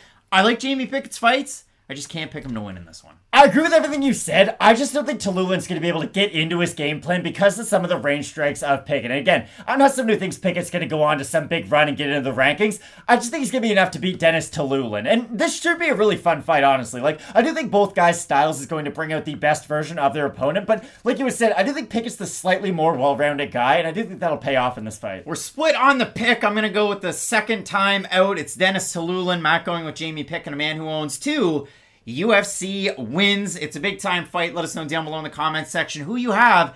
Matt, the next fight, one of my favorites on this card, Said Nurmagomedov taking on my guy, Pocket Rocket, D. Silva, Douglas Silva, De Andrade. You're not going to want to miss. Let's keep it locked in with Fight Night Picks. We always say, let's get into it. Coming up this weekend, absolute bantamweight fire. We have Said Nurmagomedov, who's coming off of a tidy little 2-fight win streak, taking on another guy on a tidy little 2-fight win streak. It's my guy, the Pocket Rocket, not Henri Richard for you Montreal Canadiens fans. It's D. Silva, Douglas Silva, De Andrade. And if you look at it for De Andrade, his last 2 fights, Gaetano Pirello brought in. He's a kickboxer. He's fun. He can bang. He walked forward with his hands down and got knocked out cold. We did talk a lot of shit about Pirello. By Douglas Silva De Andrade. And if you look at it in his last fight, listen, did Sergey Morozov have a good first round against him? You're darn tootin' he did. Did Douglas Silva De Andrade earn, and I'm not joking, his 28th pro win, but just his second submission win against a pretty damn good grappler? Yes, he did. Now, did he do it by the grappling? He did it because he knocked him down twice. But I look at it for Douglas Silva De Andrade. Is this the crescendo of his career, or is he just getting going? It's neither here nor there. It is a little bit later on. I mean, he's 37 years old at 137 pounds. And I mean, 136 pounds is last time weighing in. But if you look at it for D. Silva, I mean, this is a guy that is probably the most heavily bodied up guy for this division. So much so that he has experience at 145 in the UFC as well. So what I really like about Silva De Andrade is that he realizes power is the last thing to go in a fighter. Whether you're a heavyweight or whether you're a flyweight, your power is always going to be the last thing that leaves you as an athlete. So as a 37-year-old, De Andrade decided, hey, I'm just going to make my power prevalent in every single one of my fights. Whether you're wrestling with him or whether you're striking with him, he does everything at 100% capacity, which is really interesting because, you know, at a certain point when he does fight one of those cardio kings, I was going to say cardio kickboxers, but one of those people who can really weaponize their pace, it is going to be tough for De Andrade to deal with that. And I always go back to the Rob Font fight, which does kind of show that because Font's able to just sort of pitter-patter at him from a distance, not really hit him with anything super clean, and then the second Andrade takes that extra step forward, he really makes him pay for that advance because with Andrade, he does like to really load up on his power shots. And at 135 pounds, I would argue that he is one of the more heavy-handed strikers in this division. But there is a negative that comes along with being so heavy-handed, and that's if you don't land all those shots, and if you're 37 years old, your cardio is going to start to fade in one of these matchups. And against a guy like Nurmagomedov, who can wrestle, who can strike, who can be defensively sound in every position, it's going to be very interesting to see what game plan Andrade has in this fight, because I gotta be honest, I really do think he's going to try to clinch Nurmagomedov a lot. You're probably thinking to yourself, really? You want to clinch Nurmagomedov? Hear me out. I think Silva de Andrade's best chance to win this fight is to make Nurmagomedov feel that physicality of him, wear on him in the clinch for at least as long as he can, because I really like the defensive grappling that de Andrade showed against Morozov his last time out. He really showed that the bigger, stronger Morozov couldn't just go in there and ragdoll him with his own style of grappling, so a little part of me thinks that de Andrade can have some success grappling with Nurmagomedov. The problem is, Nurmagomedov's coming off one of the more impressive ranked wins that we've seen over a top 15 opponent, or at least at the time Stamen was. So Nurmagomedov himself has never looked better than he has lately. Yeah, and it's weird because if you look at it for Nurmagomedov, his lone loss in the UFC is to Raoni Barcelos, a guy who, when he was on and in a sweet spot, he had speed, he had power, he had wrestling, and everybody thought uncrowned champ, just like the whole Sean O'Malley thing, but nobody was saying it about Raoni, and he definitely wasn't saying it about himself. The other loss that Nurmagomedov has is back in 2014 over at the ACB Tournament Championship against Magomed Bibulatov that you saw in the UFC as well. And for Nurmagomedov, it's been an interesting run in the UFC. Obviously, he has a win by split decision over Justin Scoggins in his debut, but those last two fights, Mark Striegel on short notice finishes him on the way in, and then the last time Cody Stamen wants to wrestle, Said's going to submit him very quick in that first round, in the first minute. So you look at it for Nurmagomedov, quite frankly, I'm a big D Silva guy. I'm always pumping him up. I talk about him quite a bit, but when I do look at it, I'm surprised Nurmagomedov didn't get a ranked opponent in this fight. I don't know what the scoop is here, because it's not like Douglas Silva de Andrade is some cult hero. No, but I do like the fact that the UFC is rewarding him for such an exciting and important win his last time out. Because the majority of the time you would think, okay, a 37-year-old needs to win 8 fights before he gets a chance at a ranked opponent. I do like that the UFC is rewarding him for having such an impressive performance his last time out, because that's what it feels like this matchup is for him. And it will be an interesting one. So you look at the odds, Nurmagomedov open -225, -250 right now. For Silva de Andrade, open +190, +200. We have a look at the Tapology votes. Surprise to us there to you. Matt, I did not vote for Douglas Silva de Andrade, so I'll get that one out of the way. I won't be one of those votes, but I'm going to say over-under, because again, I haven't seen it. Wait, how do you not see it, but you voted for it? I just said I didn't vote for it. Oh, I thought you said I didn't vote for him. It still made it sound like you voted. There's people out there that think that we sound too Canadian, so maybe I'll hit this one up with like a Californian accent too to throw it all weird. But Matt, what would you say for the votes out there, for the fans? I'm going to say over under 80% Nurmagomedov. That's what I was about to say. 88% Nurmagomedov on 671 total votes. 45% by decision, 26% by submission, 23% by knockout. They're close. 12% that have Silva de Andrade, 45% by decision, and 40% by knockout. Matt, I think Said Nurmagomedov wins this fight in the in-betweens, because he's so damn speedy. And when you look at Said Nurmagomedov, he has that complete mix of MMA where he can work in his own offensive takedowns, he can work in the defensive grappling, the submissions, and he really is an interesting striker when it comes to the range. He doesn't have to put full power into his shots, where Silva de Andrade, when he's whooshing in, when he's forcing himself in, he's not a guy that fights behind the jab. There's a lot of hooks in Silva de Andrade's game. The best part for me, if you like Pedro Munoz last weekend against Sean O'Malley, for better or for worse, there's a similarity there in the fact that to get into range, a lot of leg kicks, so you might like that out of de Andrade if you're a big fan of his. But for me, I just like Nurmagomedov in the in-betweens. I don't think kicking Nurmagomedov's a good game plan whatsoever for de Andrade. So unless Andrade can really get his boxing go early in this fight, go into the body, go into the head, getting Nurmagomedov's back up against the cage, because here's the thing, if Nurmagomedov gets de Andrade's back up against the cage, he's going to take him down, he's going to get on top of him, he's going to make this fight extremely ugly. Now, Andrade can do the exact same thing with his own forward pressure, it's just going to have success in a slightly different way. It won't be with his wrestling, it'll be a lot more with his own power shots, and maybe he can land a couple big shots on Nurmagomedov to make Said a little bit more tentative as this fight goes on. I just don't see it happening. I really do think Said Nurmagomedov, he's elusive enough on his feet to avoid some of those bigger power shots, and I do think that if he can fight in a reserved manner early, he can probably tire out Andrade as this fight goes on, and I do think that as this fight progresses, it's going to just favor Nurmagomedov even more. Both of us going with Said Nurmagomedov to get the win. That means only one thing. There's the co-main event, Caio Borralho taking on Armen Petrosyan, and if you look at that main event, Rafael dos Anjos versus Rafael Fiziev in the battle of the same name, but they're pronounced different. Two big-time fights. Keep it locked in with Fight Night Picks. We always say, let's get into it. Dana White's Contender Series winners and UFC rookie debut winners coming up this weekend in the co-main event. We have Brazil's Caio Borralho taking on Armenia's own Armen Petrosyan. And when I look at this fight, I mean, it really is a little bit of a clash of styles. You look at Caio Borralho and you try and figure out, like, if there was like a silhouette, like Jerry West is in the NBA logo, and you have different players and different fighters, I guess, so on and so forth, representing different leagues and different sports, if you tried to figure out a silhouette for Caio Borralho's striking, it's weird. It's just so weird. It's like, not Lyoto Machida karate, but he kind of fights a little bit like that, but he leaves himself open to get hit, but he's also very accurate with some of his strikes and his power shots. Machida without the footwork? Yeah, that could be it. I mean, Caio Borralho is one of those guys that's a little bit of a question mark when it comes to his MMA.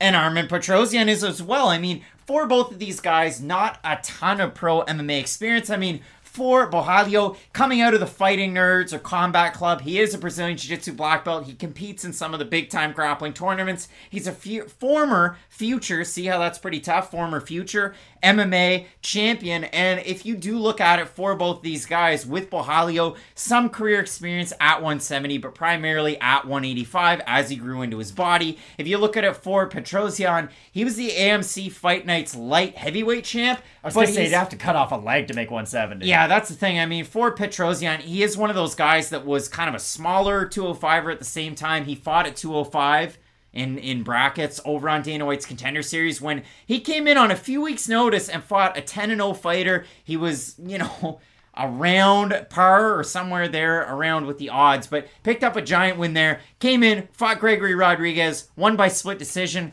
Argument either way, but great volume out of Petrosyan. And when it was standing, Petrosyan did a lot. Obviously, he got tagged a few times by Rodriguez. You saw the blood trickling down the face of Petrosyan in that one. But you know, as a pure kickboxer, as Armen Petrosyan is, and again, he's not like Giorgio's brother. Like, he's not that Petrosyan, but he does have great kickboxing lineage in his back pocket that people are going to work the takedown. And you would think that a guy like Caio Borralho, that's going to be his method, or at least his path to victory, or he's going to attempt that at some point. Without a doubt, that's how good of a striker Petrosyan is. And what I really like about Armen in his UFC debut is the fact that, listen, if you had Gregory Rodriguez winning that fight, I'm not going to argue with you. If you had Armen winning that fight, I'm not going to argue with you.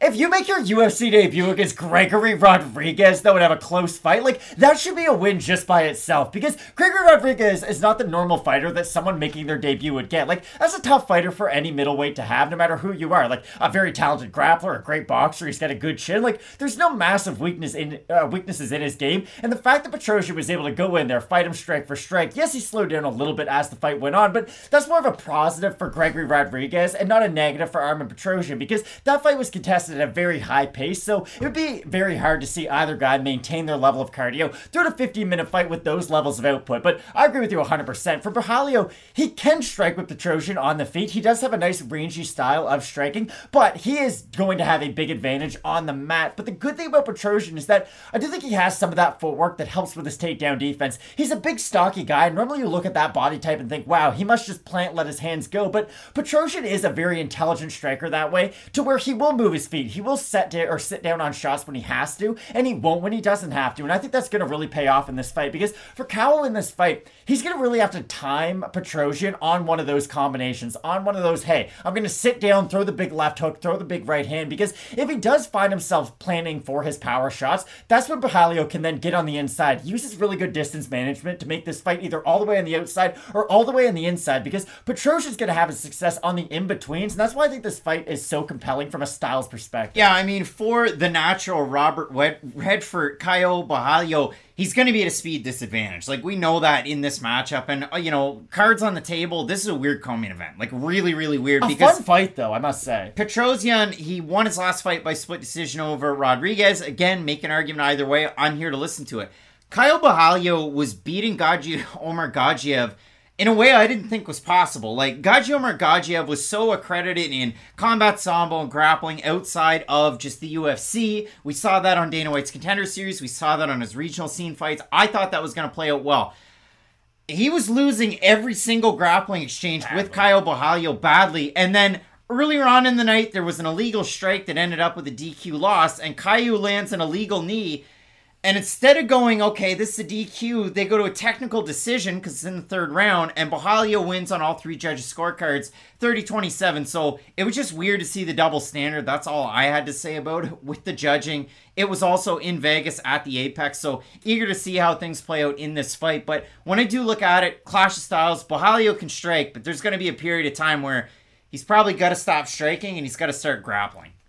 Unless he can put such an amount of volume on Tresean that Tresean won't throw much back. Because I do think there's a world out there where Tresean's on the back foot a lot. Maybe Borralho was able to get his first takedown, and he just puts question marks into Aieman's mind. I could see that be a big factor in this fight. Because again, Borralho's the type of grappler who, if he does get Tresean down to the mat, I think Aieman's going to have a very tough time getting back up to his feet. It's not that he's immediately going to get submitted, nothing like that. He does explode quite well up to his feet. He's not somebody who will just immediately give his back, try to get on all fours and push up, because that's kind of the telltale sign that this person's new to grappling. What does anybody do when they fall down? You go to your base, you get on all fours, and you pick yourself up. We see this a lot in MMA of people who aren't all that skilled with their grappling, fighting very skilled grapplers. They try to go to their base, they try to get on their stomach, and then push themselves up, and you're immediately giving the better grappler in Borralho an easy path to a rear naked choke. I don't think Tresean is cut from that cloth, and I do think defensively he can do an all-right enough job on the mat to avoid the big actions from Borralho, so where he won't get cut by a big elbow like Arman Tsarukyan, Joel Alvarez, or submitted by something off of his back. Now, Borralho will have an advantage in the grappling, so I wouldn't be surprised if he got a submission. I just think Tresean can be defensively sound enough, especially early on in this fight, to avoid any massive action like that. Tresean's coach going into this one at ATT was Omar Gadziev's coach against Caio Borralho, so big yikes. And also Armen Tresean from his Instagram is training with one of the best wrestlers we've ever seen in the UFC, Jorge Masvidal.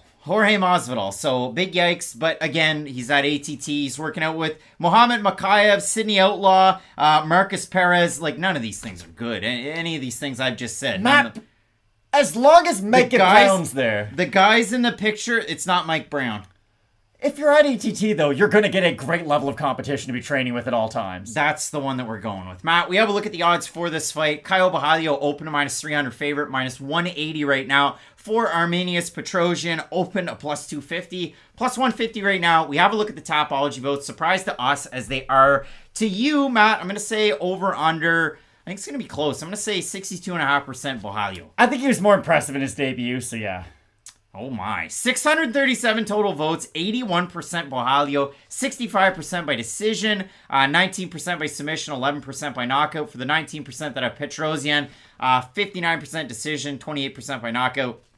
Caio Borralho, when he strikes, is interesting because, again, a lot of big motions, not a lot of head movement, and there could be an opportunity that Tresean could counter him quite soundly. I mean, you look at Tresean his last time out, 127-61, the significant strike totals in his favor against Gregory Rodriguez. So a big plus for Tresean in this fight. I think Borralho's more well-rounded. I love his jiu-jitsu and I love his takedowns, and I learned a lot about his overall ground control. Like, that's his biggest attribute, and he did so well against such a good ground fighter his last time out. So for those reasons, I have Borralho in this one. I do think he is the more skilled fighter, and that's why I do have to pick Borralho. Again, there's a world where Tresean defends the first 3 takedowns, forces Caio to become some striker, and knocks him out with a left hook. Like, that could happen because Tresean is that skilled of a striker, but like you said, in all of the other in-betweens that aren't pure kickboxing at range, I do slightly favor Borralho in a lot of those areas, and I favor him a lot if he is able to get on top of Tresean. But again, I do think Tresean is underrated with his footwork and with his takedown defense. So maybe he will be able to make this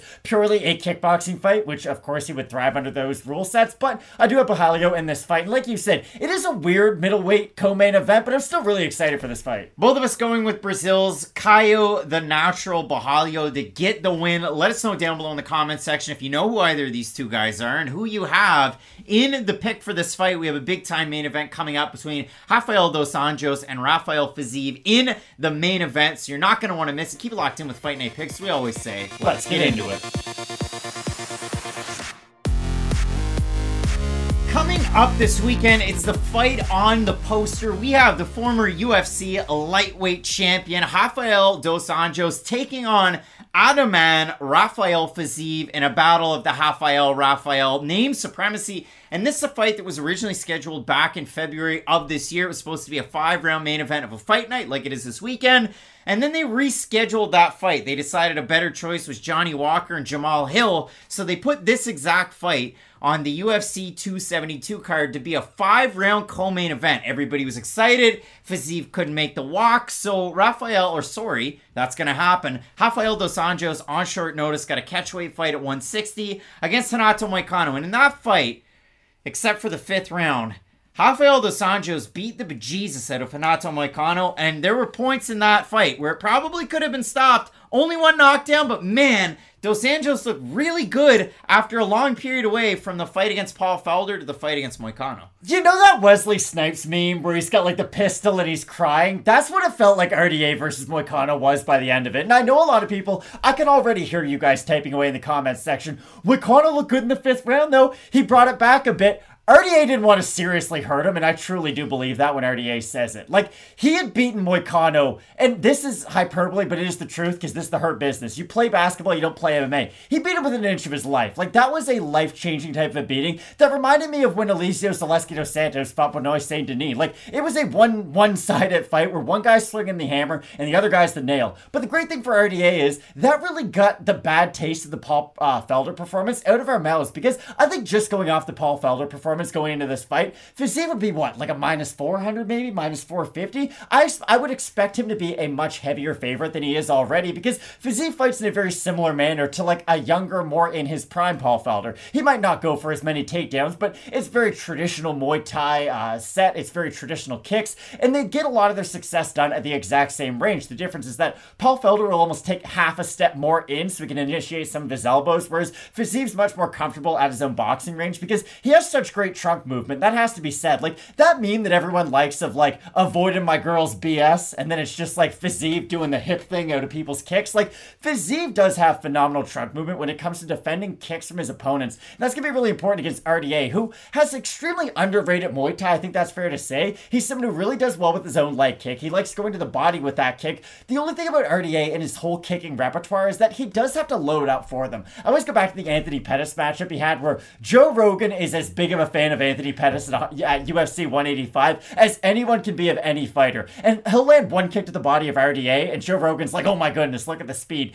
And then RDA lands like 10 of the hardest kicks you've ever heard, and he's like, oh, well, he is loading up a little bit on those kicks, which is the truth. But RDA does have a very well-developed kicking game of his own, and that's the range that I do think this fight's going to be contested under the most. Because if RDA's not able to get the takedown very early, he is going to have to just strike with one of the better pure strikers we've seen in the UFC. And it was so weird once Dos Anjos won the title from Pettis at UFC 185, because after that they matched him up against Donald Cowboy Cerrone for the belt in the Fight Night main event, and then after that, another main event. Obviously, that one was a little bit higher profile, and it was during International Fight Week, and one of the craziest first rounds you'll ever see against Eddie Alvarez, and if you've never seen it, go back and watch it. It's amazing. But that's the one thing, you say high profile, that was the Fight Pass, like, exclusive event of the week. It's been really weird that RDA, after he became champ, is like a decent star in the sport, but it felt like he never got the respect he deserved, because like you said, that was always the wild thing. Main event a Fight Night and then main evented an online-based subscription that had to do with the UFC. It's just so weird that RDA got this credit after his title reign and not during it. It was very, very weird. But again, when you do look at this one for Dos Anjos,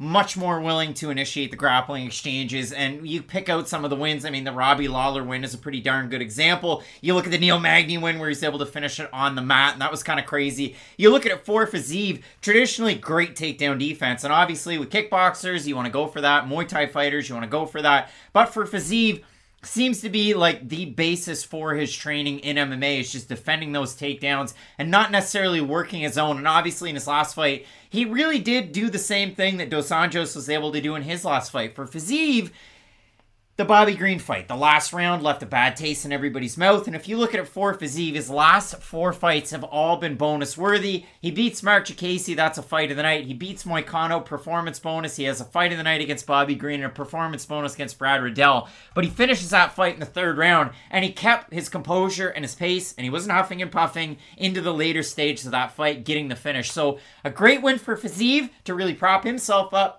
And a great win as well for Dos Anjos his last time out. Going a hard 5 rounds, but beating the brakes off Moicano. A guy who, little tough, little rough and tumble at 145, but at 155 he's looked very good. And even Moicano, to his credit, in that 5th round, gained a little bit of stock with the fans. But you look at the losses that Dos Anjos had at 170 pounds, and that's kind of the biggest sticking point for me. Guys like Leon Edwards, guys like Colby Covington. Just the losses in his career. You don't even have to stick with the welterweight division. They've been some of the better fighters at that time. And if you pick out those losses that he had at 170, he was getting out wrestled in a lot of those exchanges. So it's interesting to see. I understand 37, almost 38-year-old Dos Anjos taking on, 29-year-old Rafael Fiziev. The other big thing for me in this matchup, and I think this is a giant talking point, Dos Anjos is a guy that spent so much time at King's MMA in Southern California. Before his fight that was originally supposed to be Fiziev, and then it ended up being Moicano, Dos Anjos moved back to Brazil. And not like, we're just doing this training camp in Brazil. Move back to Brazil. So this camp, again,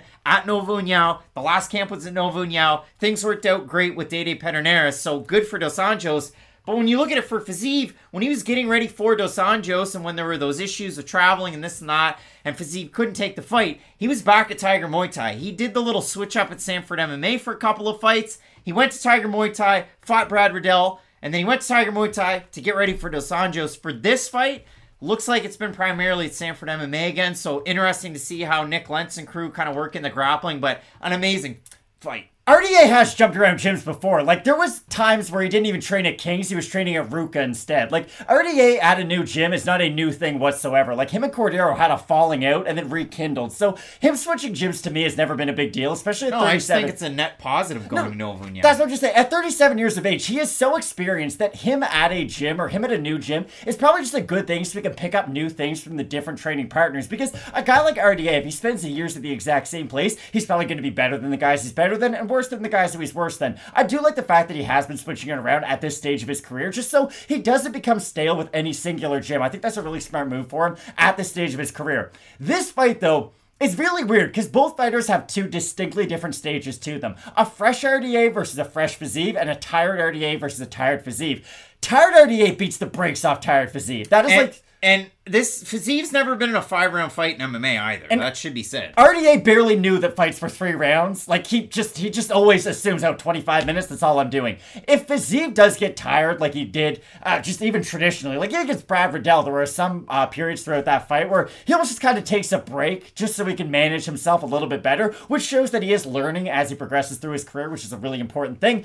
But if this fight gets into the 4th and 5th round, I favor RDA more in that situation than I almost do in Fiziev at any other point throughout this fight. The difference is, a fresh Fiziev on the feet against a fresh RDA on the feet, even though RDA is very technical, he's very defensively minded on the feet, he does not have the speed at this stage of his career that Rafael Fiziev does, sorry. It's Rafael. Rafael, goodness, I'm getting mixed up here. But I always go back to the combo that he used to finish Renato Moicano on the feet. He goes body, head, body like it's nothing and marches him down. A confident Fiziev is a really hard guy to deal with on the feet, and I do think that he does represent sort of one of these newer MMA fighters to where they do specialize in one area of MMA. Quite clearly, Fiziev is a striker, but he has rounded out his game enough to where I don't immediately fear that Fiziev's going to get taken down by every guy who goes for a takedown. I don't worry about him in the clinch in every situation because, well, really, he can get a lot of his own offense going in some of those situations. So for Fiziev, although he is a specialist, I do feel like he's rounded his game out enough to deal with RDA early on in this fight. I'm just very curious to see what version of Fiziev we get if, let's say, he can defend a lot of those early takedowns. He looks good early on in this fight. He wins some of the battles, but you can tell that the war is shifting towards RDA. That's probably a fight Fiziev does not want to find himself in the middle of the third round. So this is as good of a lightweight fight outside of the top 5 you can honestly put together, because it's the experienced, very refined fighter against sort of the more raw but extremely talented man of Fiziev. And when you look at it, even in the last Fight Night main event, you had a couple of guys in somewhat similar situations. Aiemann Tsarukyan, it's his first 5-round fight. Mateusz Gamrot, he had 6 title fights in the 2 title fight adjacent fights against Norman Park, and Mateusz Gamrot was able to keep his pace throughout that fight.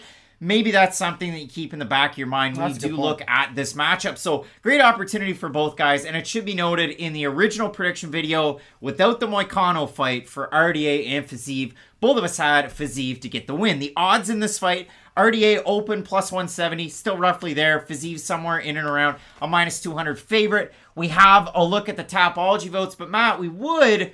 Only thing is the fact that this is the main event. So we always throw these out there in the YouTube community tab at Fight Night Picks. And we threw it out there, Matt. We have 518 total votes, 65% going with Fiziev.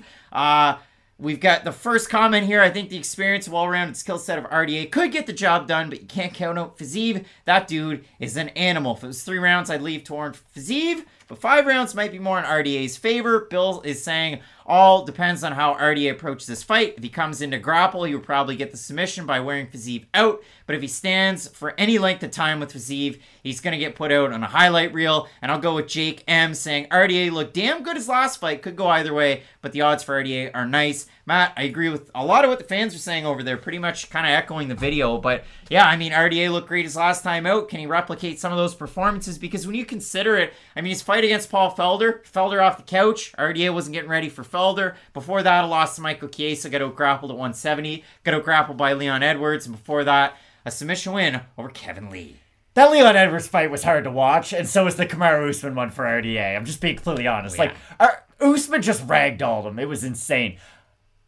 It pains me to say this because I love watching RDA fight. I think Fiziev's going to stop him. I really do. I think that RDA has slowed down quite a bit with his own striking, and you can notice that in some of his fights. Even when he's getting out-wrestled, there's less pressure for him to go out there and try to beat guys with his own striking. Even with Paul Felder, he was looking for the takedown on a guy who wasn't even getting ready for that fight, if we're being completely honest. He was getting ready for a triathlon, and he just had a lot of MMA experience to fall back on. It's not that I'm taking anything away from RDA in his last 2 wins. I just think Fiziev is on a different career path than RDA right now. I don't look at RDA as, oh, if he beats Fiziev, maybe he fights Dustin Poirier next. If he beats him, he can get a title shot. But when I think about Fiziev and his future, it's okay, if you beat RDA, you're probably getting like a Gamrot or another one of these young killers, and then if you can beat him, then you'll get one of the more notable names. So for Fiziev, I do think he's much more in his prime right now, and I think that's really the reason I have him in this fight. If RDA was even 3 years younger, if it was the RDA who fought Kevin Lee, I would have an easier time picking him in this fight. I just think he's lost a step since that performance. The guy who has 44 pro fights isn't in his prime compared to the guy who's at 12 pro fights. No, I agree with you in that respect for sure. I mean, with Fiziev, he had that one stumbling block in his UFC debut, lost to Magomed Mustafayev. Magomed, where are you at? One of the more fun fighters. Starring in No Country for Old Men 2, perhaps. Yeah, he does kind of look like Javier Bardem with that haircut. But when you do focus in on this matchup,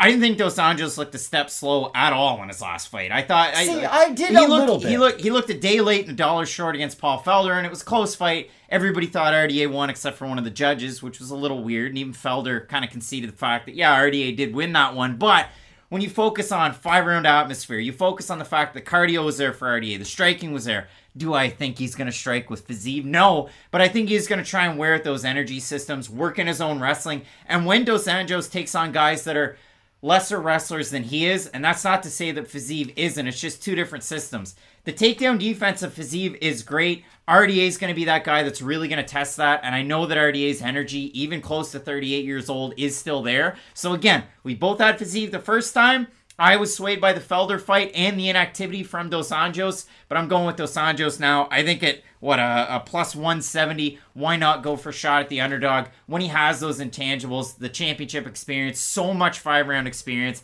I can't wait for the fight, though, because if Fiziev goes out there and baits him into a fight like the Eddie Alvarez fight, I mean, RDA's going out early and quick. But I don't even think he has to bait him into it. Like, if Fiziev defends 2 takedowns, RDA will strike with him, because that's what RDA does. He doesn't just chain his wrestling together. It's, I strike, and then I go for the takedown. I strike, and then I go for the takedown. The problem is, there's a lot of periods where he strikes in his fights, even if he is the superior wrestler in the matchup. And I think Fiziev can really make guys pay for going for their own takedown attempts. You're almost making his job easier by initiating the clinches, and initiating a lot of the engagements anyways for Fiziev. And I think he's the much more heavy-handed fighter at this stage of their careers. Again, prime RDA blows the doors off Rafael Fiziev, but I just think at this stage of his career, Fiziev is the future. Split on the Rafaels. I'm going with the former champ, Rafael dos Anjos. Matt going with Ataman. Rafael Fiziev. Matt, 10-1 last week with UFC 276. Obviously, the no contest for Sean O'Malley and Pedro Munoz. That's just off by the wayside. But when we look at this weekend's matchups, we have question mark kicks